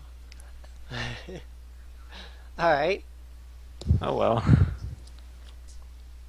If nothing else, There's nothing to do. Ryu. Yep, just a second. Oh, okay. Rolling dice. Ouch. I got a 4. Nope. I got nothing, man. Your attack glances off of its shell, it doesn't even notice. I think I whizzed over its head. Right. Alrighty. Looks like the Koopas are up again then. So, green Koopas, same as last time. 18 against Harvey. Well, if the shield is still up, then it doesn't do anything. Yep, the shield would still be up because Anna hasn't taken her turn yet. And 7 will miss Harvey, 16 against Charming, I assume miss. That'll miss. Very good. Red Koopas, they can move. One of the Red Koopas moving up next to Harvey. Never mind, you've got that shield, so 16 is nothing. Another Red Koopa up against Charming, 17. Nope. That's what I figured. Let's see. A third Red Koopa. I guess he'll just stand where he is since he can't get anywhere. Blue Koopas. They're going to sprout wings because they're blue Koopas. Fly into the air. Fly over Harvey and Charming. And one blue Koopa. Never mind, that's a 4. Never mind, that's a 9. And that's a 12. Never mind. Why did I roll 3 times? Never mind the third roll anyway, because there was only 2 blue Koopas. Nobody's hit yet. Okay, so yellow Koopas with their sparkling shells. Where exactly is everybody standing? I mean, I've got Harvey and Charming in the front. I'd be in the back. Yeah, but about how far in the back? About 30 feet away from Charming and Harvey. Alright. That is important to note. I don't think Luigi and the princess have moved, so they're on the ground. Halt has gone up the Rainbow Bridge. Yeah, Halt's gone up the Rainbow Bridge. Well, you're out in the courtyard. There, Luigi and the princess aren't even out here. You're in the courtyard, not the throne room. Whale. That's a thing. Don't think any of them can reach anyone this turn. So they're going to fly closer towards the group, 40 feet again. I guess they would be close to at least Dwyer, but I don't think that he would be, either of them would be in range if he was 30 feet back. With that, their sparkling yellow shells dissipate. They pop out of their shells, and that is the yellow Koopa's turn. So Anna's gonna see 5 people in a line. She has a line spell. She's going to PK Fire Beta these guys. There are 5 in a line. They all have to make dex saves. One of them saves. The other 4 do not.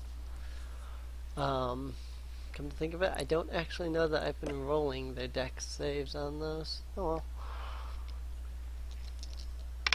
So, it's going to be 7 damage on all of those Koopas. Your quarry is dead.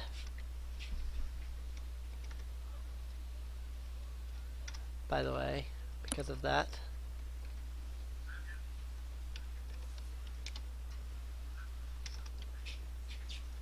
Uzuki?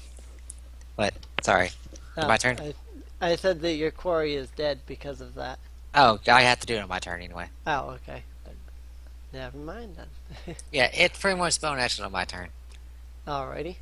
Yeah, thanks for letting me know. Then she will... You know, this time she's going to have a little bit more fun with it. She's going to do another PK Shield, but this time she's going to use PK Shield Omega instead of Alpha, which will allow her to shield both Charming and Harvey. So, that happens. Charming's invincible. Halt. Alright, so my core is dead. Let's see. He's gonna pick out one of the more dangerous looking targets. He's gonna go for the yellow one this time. So now that's my quarry. 9 versus AC. Oh, wow, I rolled low. Yeah, that's a miss. Ding. Well, die for the 3. Okay then. Oh, well, it was my quarry. Excuse me. Those yellow Koopas are certainly being a pain. Alright. So that one is your quarry then. If nothing else. Yep, I missed my attack, sir. I'm just gonna just stand there and watch. Alrighty. Dwyer. Question: are the 2 yellow Koopas standing next to each other? No, they went opposite directions of each other, so they went out from the party, and then they came back in towards the back of the party. They're on opposite sides. Okay. Then, is the yellow Koopa that I hit? Is he next to another Koopa? He is not next to another Koopa at the moment. Okay, I just wondered if I could get one or two creatures in this, but anyway, I'm going to use. Sorry, Dwyer is going to use Acid Splash on the Koopa that he hurt. So yeah, you essentially see him make a bubble of acid, then throw it at the Koopa. He needs to make a Dexterity saving throw, beating a 12. Otherwise, he's going to take full damage. Yeah, how does a 4 sound? Oh, he's going to take full damage from this. And he took only 1 acid damage. Freaking hell. Wow. Well, you notice that he took full damage from that. Yeah, Dwyer sort of looks at his hand and he's like, oh, now you start, like, seriously, stop acting up. Like, we did so well in the fight against that Koopa. Grr. He's sort of just complaining about how his magic isn't working. And he's going to end his turn. Alright. Charming. Alright, so I have to roll an impulse die to see what I would do in this case. If it's high, I'm smart. If it's low, I'm not. I got a 14. Alright then. But then I wonder if that's a smart thing to do. Sure, why not? Let's do it. I'm going to want to word this right. I'm going to puff out my chest. Let's see. Flick my long, shimmering blonde hair, and invite all of the turtles to assault me. Alrighty. Intimidation or persuasion, it doesn't really matter to me. I think he would go with persuasion. Alright. 11. Alrighty. 11. 11 persuasion. Ha ha ha! Come at me, you foul spawns of evil! Hmm.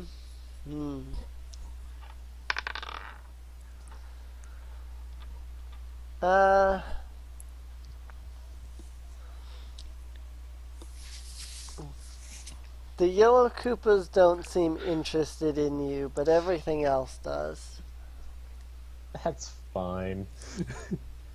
I mean, I'm pretty much surrounded anyway. The only thing this is really going to do is get them off of Harvey.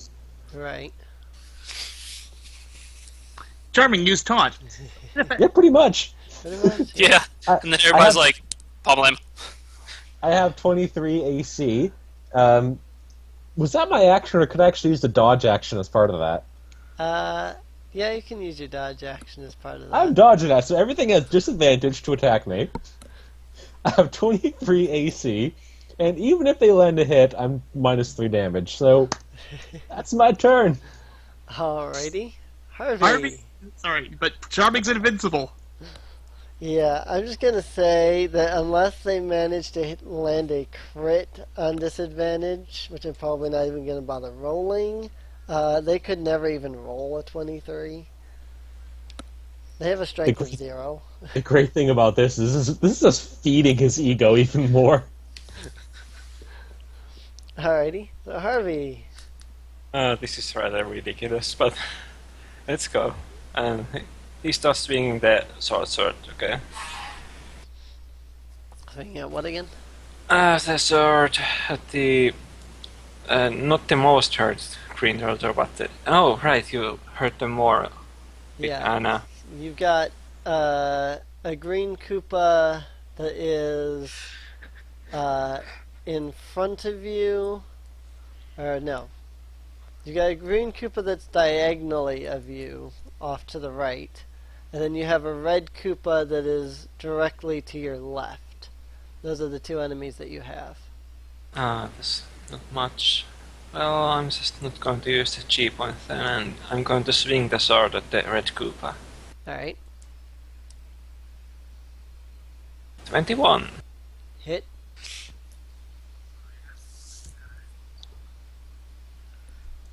8 damage. Red Koopa is down. And then punching the green one. Alrighty. 13, I guess that misses. That's a miss. Okay, yeah. Well, that's it. Alright. Ryu. I'm here. I'm alive. I get a I hope giant so. I fuzzball in haven't my killed you face, yet. but I'm alive. I would hope so. I haven't yet killed you.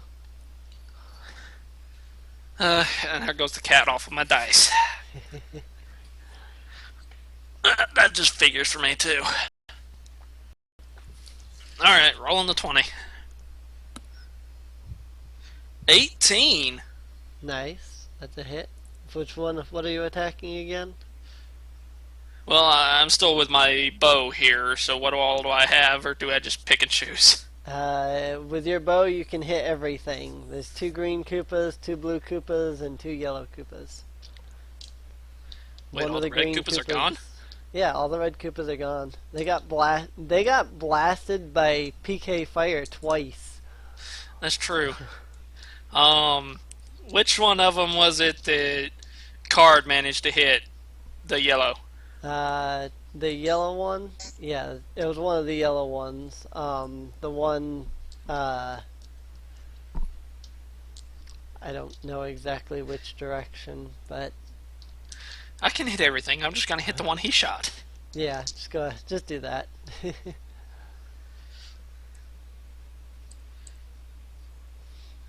I got a 3 plus my 2 from dexterity, so that's a 5. 5 damage. Alright. He takes it, and he seems to take full damage from it, unlike from the magic missile earlier. Yeah. Alright, if nothing else. Looks like the Koopas are up now. So, green Koopas, blue Koopas, miss. That said, yellow Koopas, they dive into their shells again. And they're going to both go flying straight at, let's see, I think, isn't Dwyer on the ground? Just like Yeah, 30 he's on feet the away ground. from the back of the party. Alright. They're both going to come flying at you. 19 and 11 to AC. Well, on the 11, Dwyer is going to cast his shield spell, which gives him +5 AC. So the 11 doesn't hit, but the 19 does. 19 still does. You just cast a level 1 spell. Yep. Which means that the DM can have you roll in the wild magic table. Yep. Yep. You want me to? Maybe roll on the wild magic table. Well, is that the title thing, or is that just your standard casting Well, a level 1 It's spell? because he used his Tides of Chaos, and because he hasn't gained it back yet, you can, if you want, whenever he casts a level 1 spell or above, have him roll in the wild magic table. Actually, if I make him do the wild magic table, he regains the use of the Right. feature. Yeah, I was just actually looking that up now, and you're right. So yeah, Yeah. which you did, so he regained it. So yeah. Never But I mind. can force him to roll a d20 to see if he rolls on the wild magic table, so I will. Yes, you can. Okay. I got a 9 on that. Alright, then you don't roll on the wild magic table. So you don't take the damage from the first one, but you are going to take 7 bludgeoning damage, Ow! along with... Wow, really? An extra 1 force damage, and I need you to make a dexterity check or be knocked prone. Okay, I'll do the dex check. Give me a moment. I need to double check mainly because.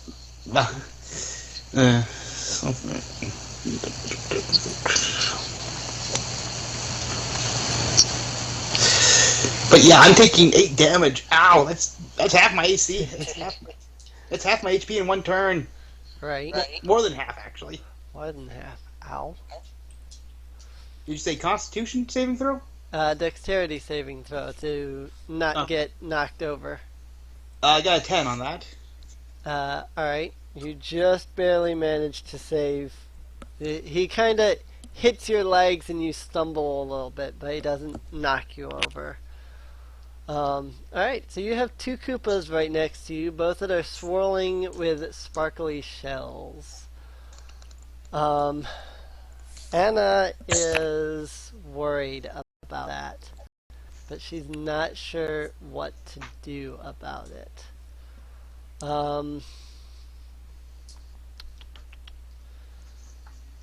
Let's see. Well, bonus action, she's going to PK shield you, which gives you another +5 to your AC. Yeah, and my shield wears off at the end at the start of my turn, so there. Right. So she's gonna do that. She is going to. She's gonna risk trying a PK Thunder spell. She's going to augment it to try to hit 2 enemies. There are 6 enemies on the field. I need to be rolling a 1d6, not a 1d10.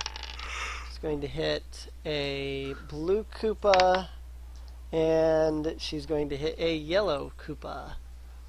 So these 2 have to make Dex saving throws, which they will utterly fail at. Freaking every saving throw, I'm serious here.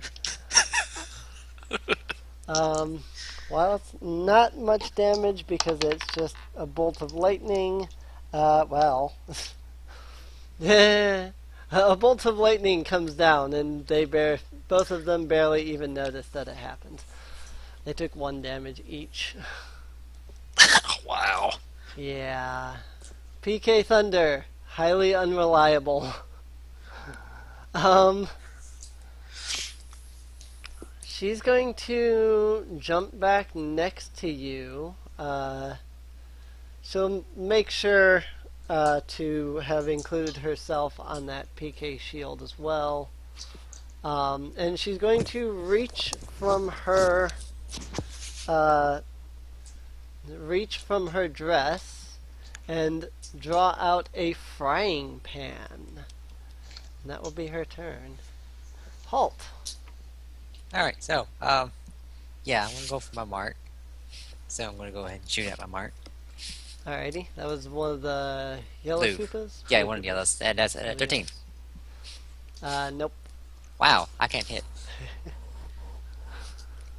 Even though it's marked, you still can't hit. That is I know, sad. I have +6 on my range attack too. Right. Alright. Alrighty. So yeah, Dwyer. Yeah. Dwar's actually going to reach down to one of his boots, pull out one of his 2 daggers that he has on him, and stab at one of the Koopas. Alright. And primarily the one that he's been blasting constantly. Alrighty. And of course I crit on this.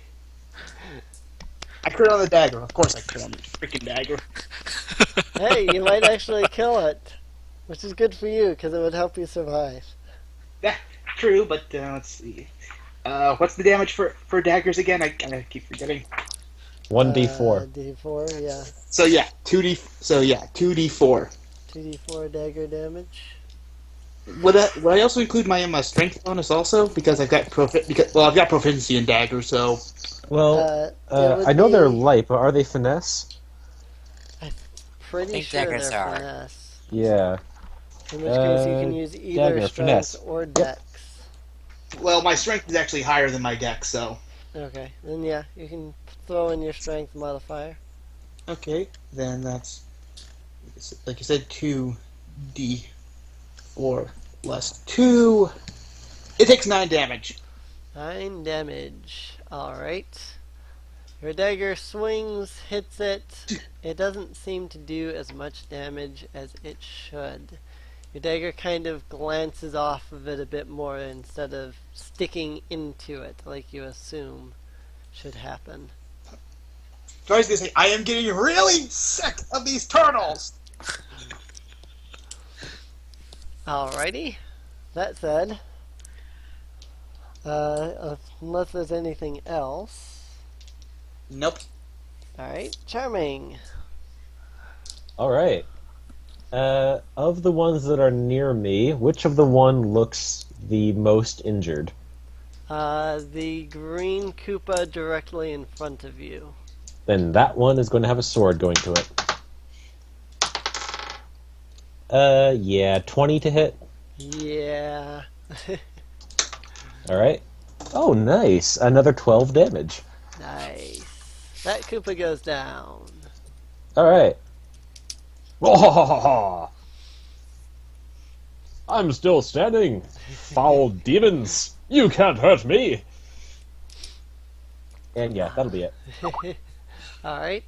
Oh, wait, Harvey.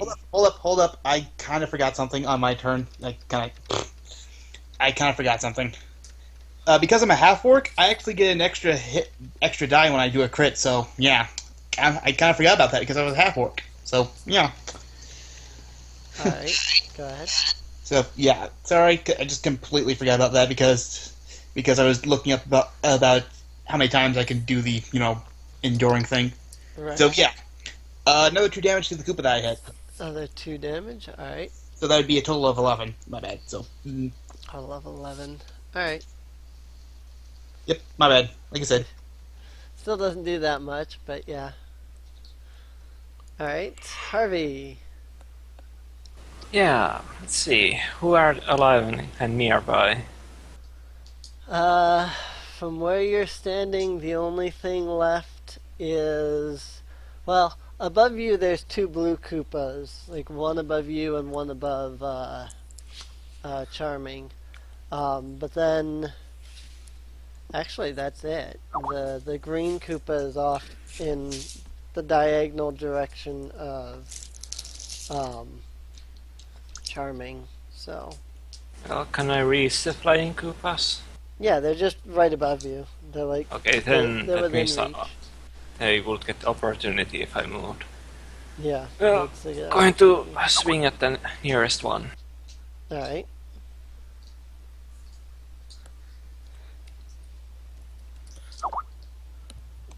$21. Hit. That's for the 4 damage. 4 damage. And Alrighty. then going to punch it as bonus action.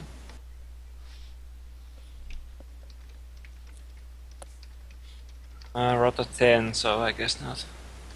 No. Well, that's that. Sticking next to the charming one. Alrighty. And Ryu. Yep. Rolling for accuracy. I got a 20. That and then the +2 on dexterity. That's 22. So Oh, you you crit. Nat 20, so man. crit. Yeah, nat 20. That means crit. Mm-hmm. So that's 2d6 damage to either the flying Koopas or the yellow Koopas. All right. Whatever Let's- Well, hold on, because if he's attacking an enemy that's adjacent to one of his allies, he can apply a sneak attack. Yep. Which means that gets doubled as well. for Yeah, crit. so Yep. 46. 46 plus dex mod. It Again. really depends on who you're attacking. That sort of thing you declare first. I would say go for one of the yellow guys because they're beating That up was our what I was squishies. thinking. I think I'm gonna attack the yellow guy that Rai has not been wailing on this whole time. Alright. I would have gone with the other one, but alright. Hey, the more we take off that one, the sooner he's gonna die too. True. But it also goes next, in which case it gets a attack. But yeah, however you want to do it.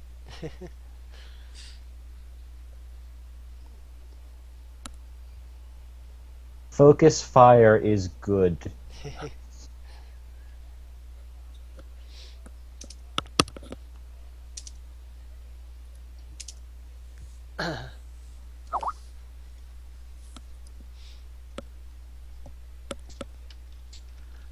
So that didn't go too bad.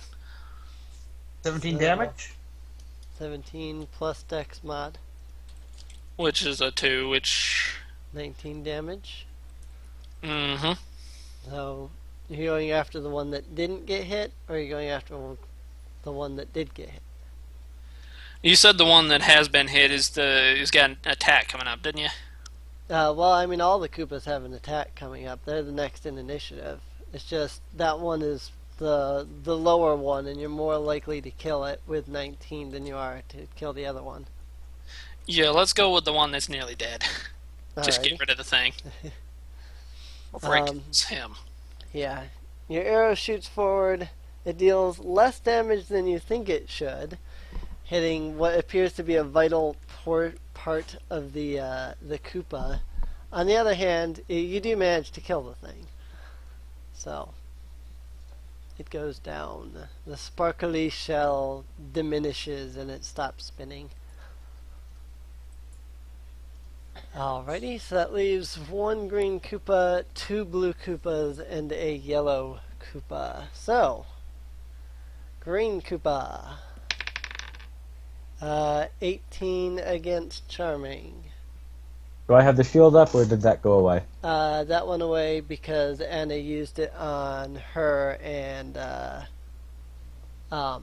Okay, so that'll hit. alrighty, that's a hit.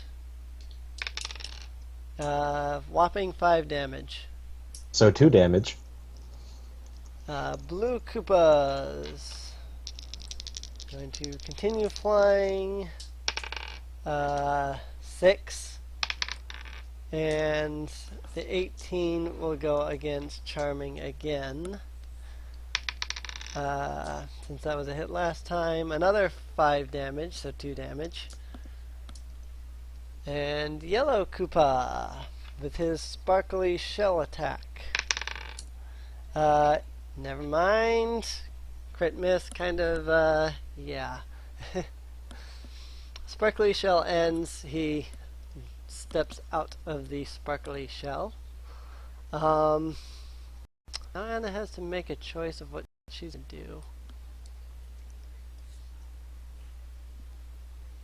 I think what she will do is she will just go ahead and wail on this thing.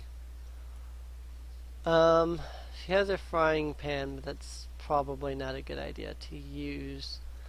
Yeah, she's going to send a telekinetic blast at the yellow Koopa. That'll definitely hit. Just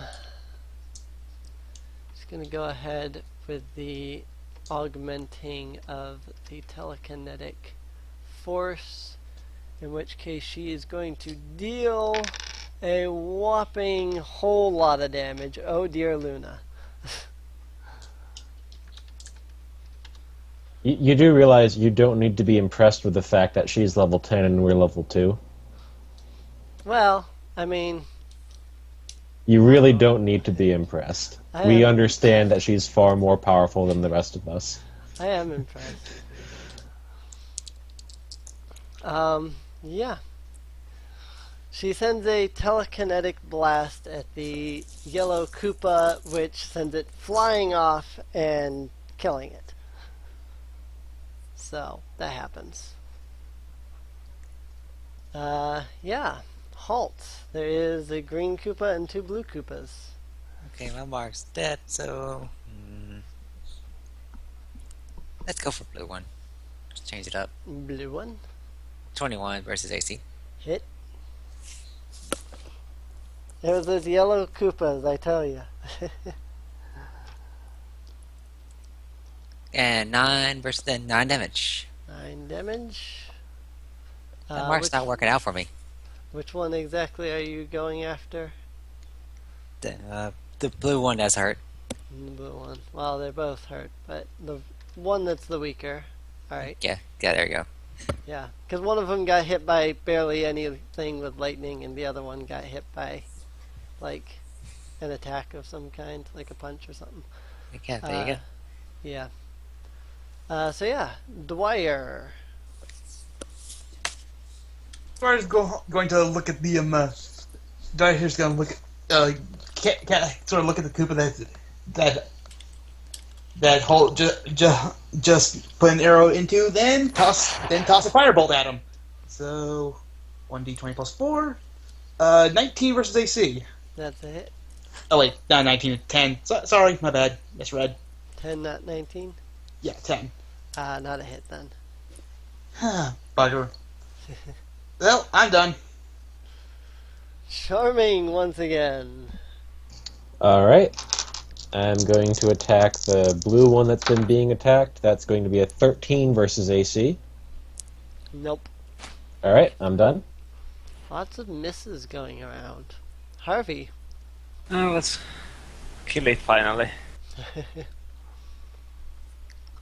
That's a 19. That's a hit. 7 damage It's feeling it. and 10 punch. 13. That's a miss. Yeah, the punches always miss. Well, that's it. Alright. Ryu.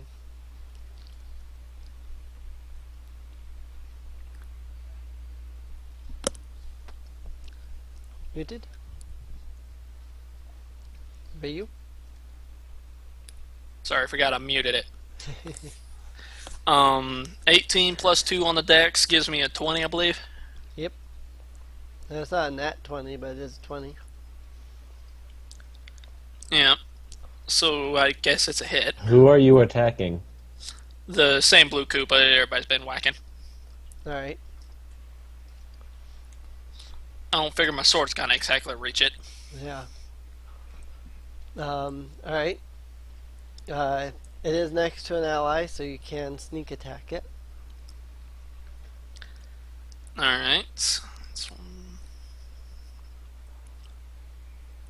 2d6 plus 2.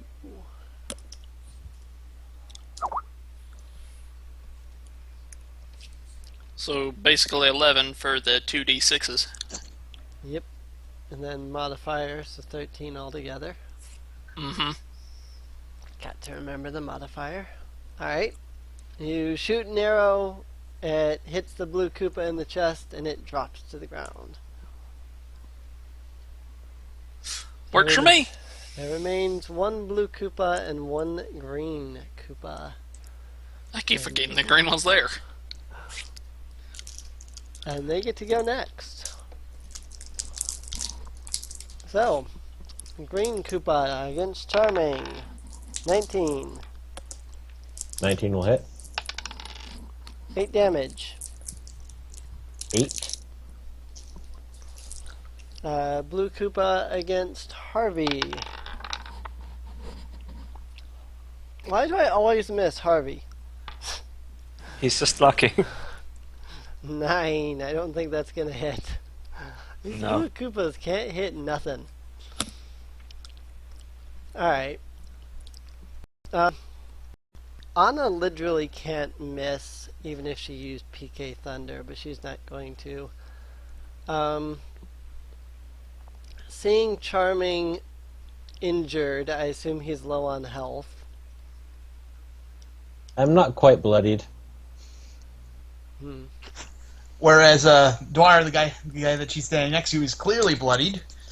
This is a good point. But Charming's been nice to her. This is also a good point. You feel a tingling sensation, Dwyer. As soon as I can pick up my dice off the floor, assuming I didn't just lose my d4. I did not.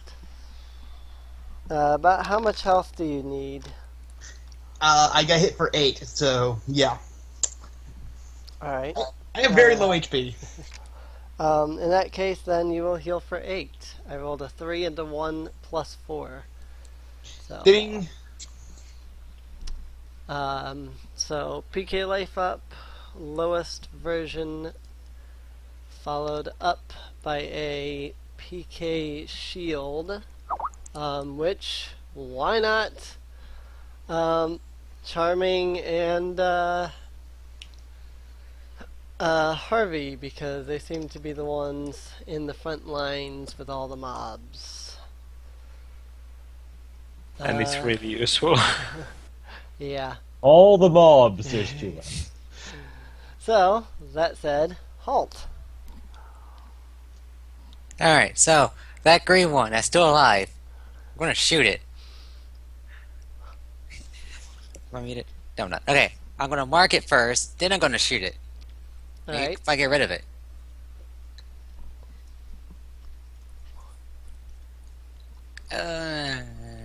No, 16. Yay! You hit. There was those yellow Koopas, I tell ya. And, ooh, 13 damage. There we go. Ooh, nice. Arrow to the face. It goes down. Alright, well, I can't mark anything else till my next turn because it's a bonus action. Sir, I'm just gonna stand back. Alright. Dwyer. Well, we got one target, so Ray of Frost to the flying guy. Hopefully, this will be super effective. And it's 9 versus AC. Of course, I'm not. Of course, Nope. right. What is with your magic this encounter? I don't know. God, dang my wild magic! It's doing nothing for me. What is with your magic this encounter?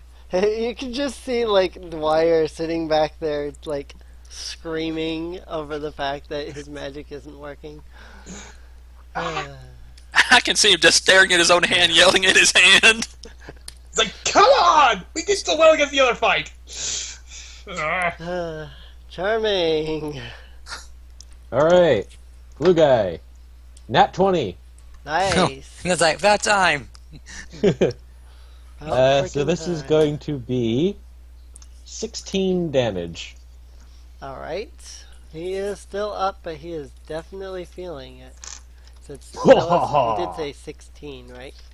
16, yes. I was just warming up. This is my true power. I wanted to make sure, because last time I heard 16 and it was 6, so. This isn't even my final form. Oh my god. Right. Alright, Harvey. See if you can take that thing out. Yeah, let's see.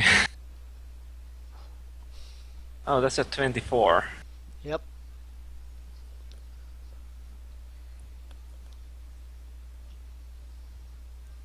Six piercing damage. 6 piercing damage. You swing with your sword straight up into the air. The Koopa feels it right between the legs, and he drops to the ground. Oh, I didn't get to punch. You stabbed him in the balls, god damn it. Well, That took a lot longer than I expected. That took 6 rounds. yeah. Harvey kicks one of the cells. Hmm? Harvey kicks Oh, one yeah. of the cells near him. He goes flying and gets Luigi, he shrinks. God damn it. Okay, I have no idea what happened with my magic back there. It's like, what them actually gotta hit those things for doing their stupid sparkling crap. Okay, Ah. this is important. Do the blue Koopas still have wings on their shells? No. Once they died, their shells, the wings disappeared. Okay, I'm still taking one. I'm gonna make a helmet out of it. I'm gonna paint wings on the side. And I'm gonna be Captain America. You see Dwyer actually take one of the yellow shells with him. He's like, I gotta see what happened, why it was able to deflect damage when it was sparkling. Maybe you can apply it to your armor. Might save your tail next time. Dwyer, he's like, he ignores the dragonborn. He's like let's rest up a little bit, then we can go after the then we can go after Mario, because I don't know about you, but I kind of spent most of my magic. Anna's going to suggest, since the Rainbow Bridge is open, running in there, since it's, a safe place that no monsters should be able to reach you. And then, once you're in the Rainbow Bridge, then stopping for a rest. Yeah, I'm voting for a long rest and letting Anna do her thing, finding out where we need to go next. Meanwhile, Right. Alrighty. In that case, you all make your way up the Rainbow Bridge, having taken down the Koopas. Anna closes the Rainbow Bridge behind, and everybody stops for a rest as she channels her psychic energy to determine the whereabouts of Mario. So you guys said long rest? Short Yeah, rest. that's the only way I can get. Short rest or long rest? Like, I kind of need a long rest to get all my spells back. Yeah, I need mine to get my dragon breath back as far as I'm remembered, right? Now your dragon short breath or comes long? back on a short rest. Either way. Also, couldn't you spend your sorcery points to regain some spell slots? Yeah, I can only regain one though. I only have 2 sorcery points, and a level 1 spell slot requires 2 sorcery points.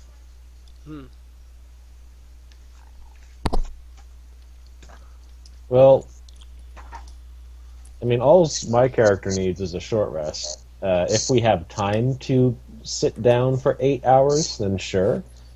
But I don't need to. It's up to the group, I suppose. I don't need to sit around for 8 hours either. I just used one spell. Yeah. And that was the only reason I used it to make the battle go by faster, and I missed. well, Yeah. just the same. I can either reuse my hit die or take a long rest. It's up to you guys. I just need to know whether it's a long rest or a short rest so that I can determine whether or not Anna gets all of her PK points back or not. With as much help as she's been lately, I think I'd rather have her with all her points. Yeah, Well- I'm thinking so too. Well, yeah, true. But she has 88 points, and she's currently at 68, so she's got a heck of a lot of points left. Yeah, she's playing. She's good. Yeah, she's gonna be good for a while. Yeah. Yeah, she'll be good. I think other than Andy's character, I think everybody's pretty much good on a short rest. Here's what I will do. I will sacrifice 5 PK points to give Andy's character the ability to restore 2 of his spell slots using his sorcery point, and then basically she just used 5 PK points to give you another 2 sorcery points. So this should give you 2 spells out of your 3 that you should have at this level. Yep. So, and then we will short rest, and that will be that. Like we always do. Short resting. Ending on a short rest, like always. Yep. Does short rest give G points back? Like, I understand it does. Let's see. Don't think it restores key points. I think there's an ability later that gives you that, but I don't think it restores your key points. There is something at level 20 that when you start combat, you regain. I know, when you spend a Yeah. key point, it is unavailable until you finish a short or long rest. So yeah, you get all your key points back. Okay, good. Alright. That's good to know. That's something I didn't know. I assumed it was a long rest. Interesting. Well, I'm going to use both of my hit die because first one was just 1. Well, do you just want Anna to life up. I mean, her 1 PK point life up is 2d4 plus 4. Oh, okay, then that works fine. Just need 6 points. Just need 6 points. Yeah, you got those 6 points. She gave you 5 plus 4. She gave you 9. Okay, that's good. Thank you. Anybody else need healing? You already healed me, so I'm good. Yeah. So, I yeah. used my second wind, so I'm up to 19 out of 22. I'm good. Yeah, you sound like you're good there. Alright, in that case, then, Anna is sitting at 62 PK points out of her 88. And yeah, short rest, clear initiative. I believe that is it for this session. We will probably, if Mist and Mia are back, we will probably continue this series just so that we can train up Ryu if he wants to come back and keep playing. Train him up in 5th edition before he has to jump into level 7. So, we'll probably finish up this campaign and then move back into Curse of the Azure Bonds after that, unless there are objections, of course. So, we can talk about that after the podcast. Yeah, we can talk about it after. Besides, we're just 5 guys sitting on a rainbow with a little girl.